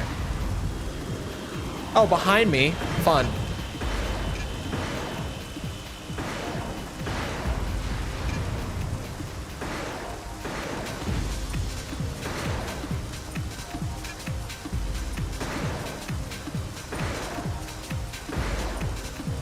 Son of a bitch. Behind me again. The transport is on final approach. Stay alert. God damn you.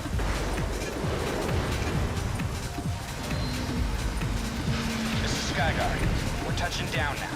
Let's keep this short.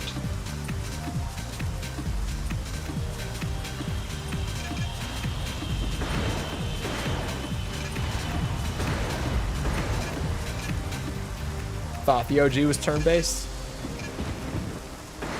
Apparently not.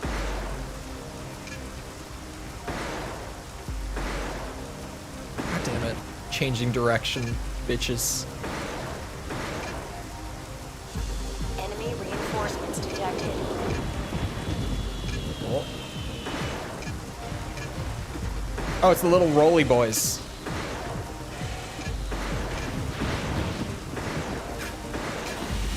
Chat, don't look at where I'm shooting. All right, it's probably just best not to. Wow, this is hard to use up close. Who would have thought that that lockbox? It's a little trickier. Oh, wow. Oh, wow. That adds a bit of difficulty, for sure.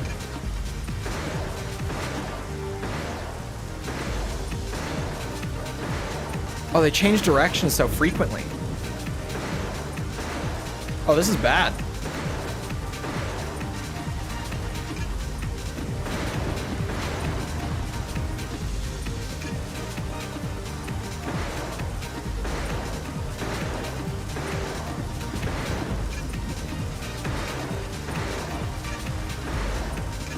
Son of a...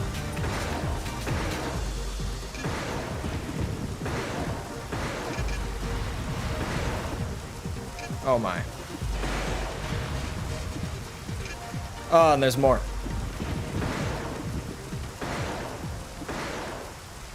I'm going to run out of bullets. Why are you guys shooting me? Okay, I spent a lot of money.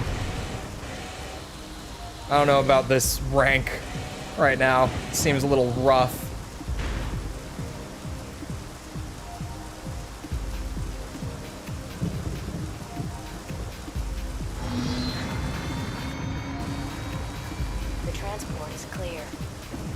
Music is great. Mission complete. Combat system disengaged. It's really just in a gray area.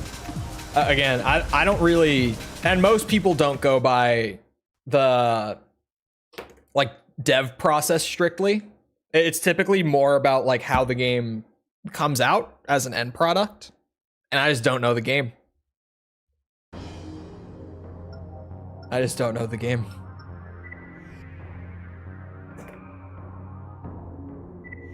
Maybe, I don't know. Maybe just the normal loadout. This boy. Hold on.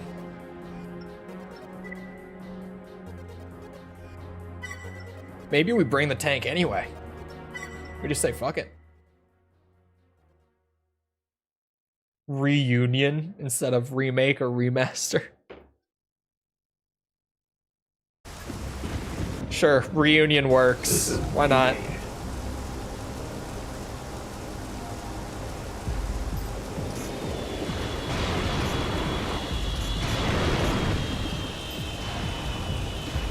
My turn speed may be slow. My lock distance might not be great. But man, am I gonna spend way less money. I might have just overthought it the first time, genuinely.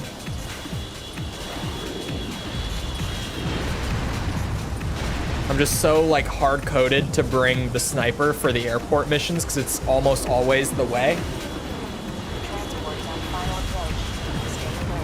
When seemingly this was the move the whole time. Oh my god, it's called Crisis Core Reunion. Are you shitting me? that was the joke. Did you like the stream?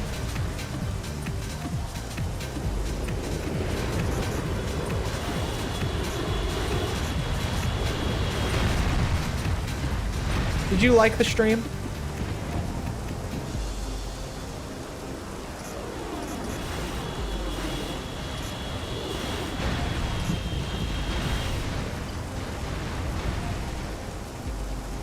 Oh, okay. You're safe then.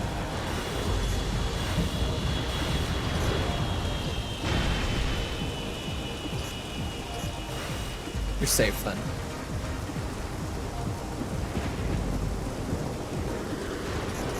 Puns like that do not go unpunished typically. As soon as I knew it was a pun. What are you shooting at? It's not me. There's nothing there. All three of you just shot straight at the ground.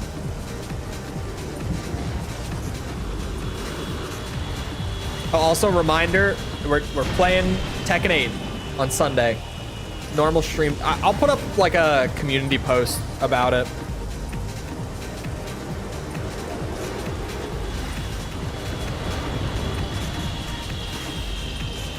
It's just been a plan for a while. It's not going to be the entire stream, for the record, because I do want to do some character episodes and ranked as well. But we'll be doing it.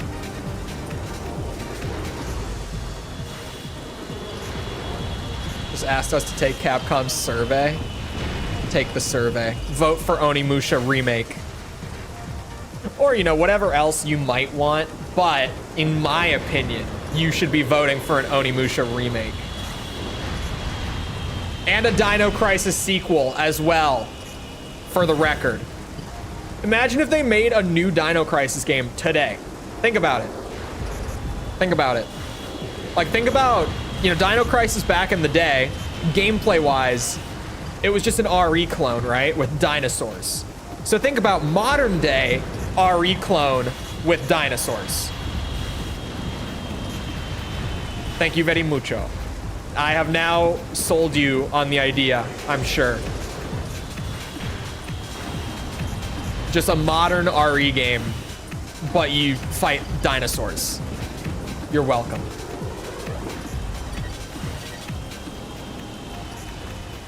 The bastards need to make a new Dino Crisis.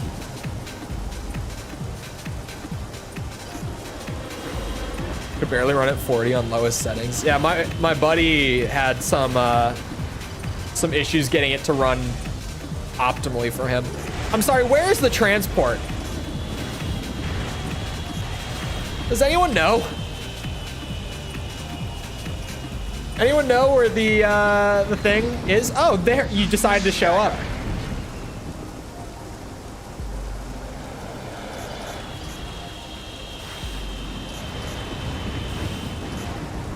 Oh. We all saw that. That's embarrassing for them. It's one way to fail a mission. Oh, another one did it. Enemy reinforcements detected.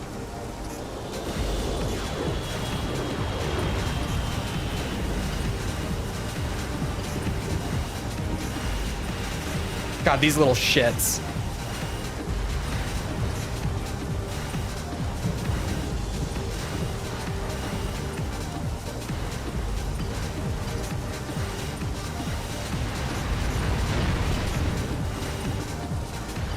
Do not blow that up.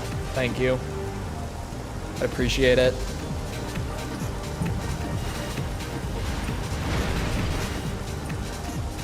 Pretty sure. Like 2,000 PC. Wait. Huh? Oh, out of like 2,000? I don't know what the scale is. I don't remember what it gave me, actually.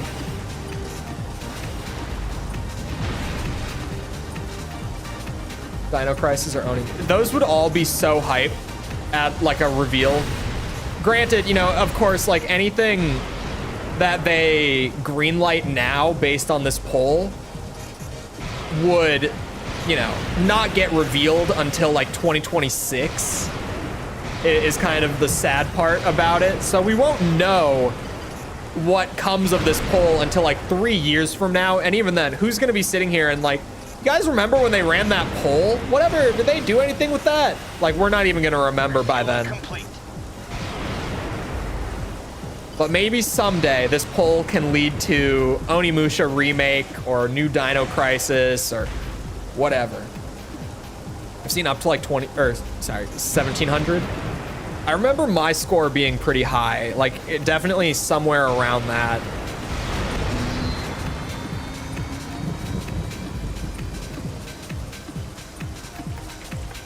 Thanks, Raven.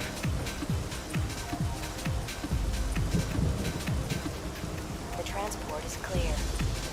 Oh, you know what was also really funny about when I started playing Tekken 8 though, chat? When it first came out, like the night before, I was like making sure it would run and everything for stream the next day. And it was crashing on launch. And do you guys know what I had to do to fix it crashing on launch? I don't know if maybe I could undo this now, but I actually had to underclock my CPU. The error that it was giving me, because it's an Unreal game. So it's really easy to look up the error codes for Unreal stuff. The error that I was getting that was leading to crashes on startup was from my CPU. Like it was running too fast before the game could like stabilize. So I had to turn down my maximum CPU output to even get the game to be able to open properly. I had to nerf my CPU to be able to launch Tekken 8. So my score was all right when it was like benchmarking, the benchmark score that it gives. But yes, imagine how fun it would be to like the video. You're right, False. It would be pretty fun. This part was specifically selected to correspond with your AC setup preferences. My ass. It's a leg part. Tank legs, tank legs. It is for preferences, never mind. It's tank legs. I thought that was like from enough Kisaragi missions. We're at 94. That got us 94%. We got the unlockable tank legs. This is a good thing. We're making progress again. What a shit show. Needing to S rank everything now is. So, with needing that, we've got one left in Zone 1 that I didn't do. Zone 2, I think we completely cleared out. Yeah, it does look satisfying to have. You can't even see like half of them behind my camera. But it's nice to have the wall of S ranks. So 5, 9, 12, 14, 17 missions need to be S ranked before I can be finally rid of Silent Line. Which is rough. Hurts a little bit because I thought we were going to be done today. Before I found out that we were missing like 7% at the end of it. Hurts a little bit. But does mean I might be able to buy every weapon in the shop before we're done. It does mean that. Although there's a lot of right arm weapons in this game. Like a lot. Like holy shit. So who knows? But I think with the amount of attempts that this is going to take, and we haven't gotten the lightweight legs. We did not get those yet, but progress. We need to get the S ranks. Like I'm prioritizing those because those are more painful. The leg parts are literally just like complete enough missions using this type of leg. So genuinely, to get those, once I've got all the S ranks, which is going to be much more painful to do, it's just like, okay, equip lightweight legs and just like run 10 missions really fast. Like short missions, just grind through them as quick as possible, speed run them, get the legs, move on. Hover legs, I probably don't have because I never use them. Reverse joints, I don't think I've used like at all in Silent Line. So we probably need those. But using the tanks for getting the S ranks easily, and then we can get the individual leg types, and then we should be good, as far as I know. But it is about that time, and I want dinner. I think I'm gonna order a pizza because I found out earlier today for my Americans in chat, at least, it's National Pizza Day. If you didn't know, now you know. National Pizza Day. So I think I'm going to order a pizza for dinner and devour it, likely. So I hope you guys enjoyed. If you did enjoy and you haven't done so already, feel free to go ahead and leave a sub. Come back another time. We're doing this. We're doing the Ace Combat games on the hardest difficulty, which we might be doing tomorrow. Just saying. Wink wonk. We're doing DMC games on the hardest difficulty. Or sorry, not on the hardest difficulty. DMC games, S ranks. We're doing Metal Gear 100%. On Sunday, we're playing Tekken 8 ranked character episodes, etc. And doing an open lobby. If there's enough people, we'll do tournament brackets just with people from chat. It'll be a good time. If not, we'll just run 1v1s in the lobby. We can do King of the Hill, whatever. Who knows? Anyway. Like stream, blah, blah, blah. Ace Combat reviews are pinned in the message above if you haven't seen them. We're through Ace Combat X. Ace Combat 6 is coming up soon. Get caught up on those if you haven't already, if they interest you. Trying to think. Description has things like Twitter, Discord server, whatever, if you're looking for them. Other than that, once again, I hope you guys have a great rest of your day. Thank you for coming to the stream. Hope to see you always back here next time. And goodbye.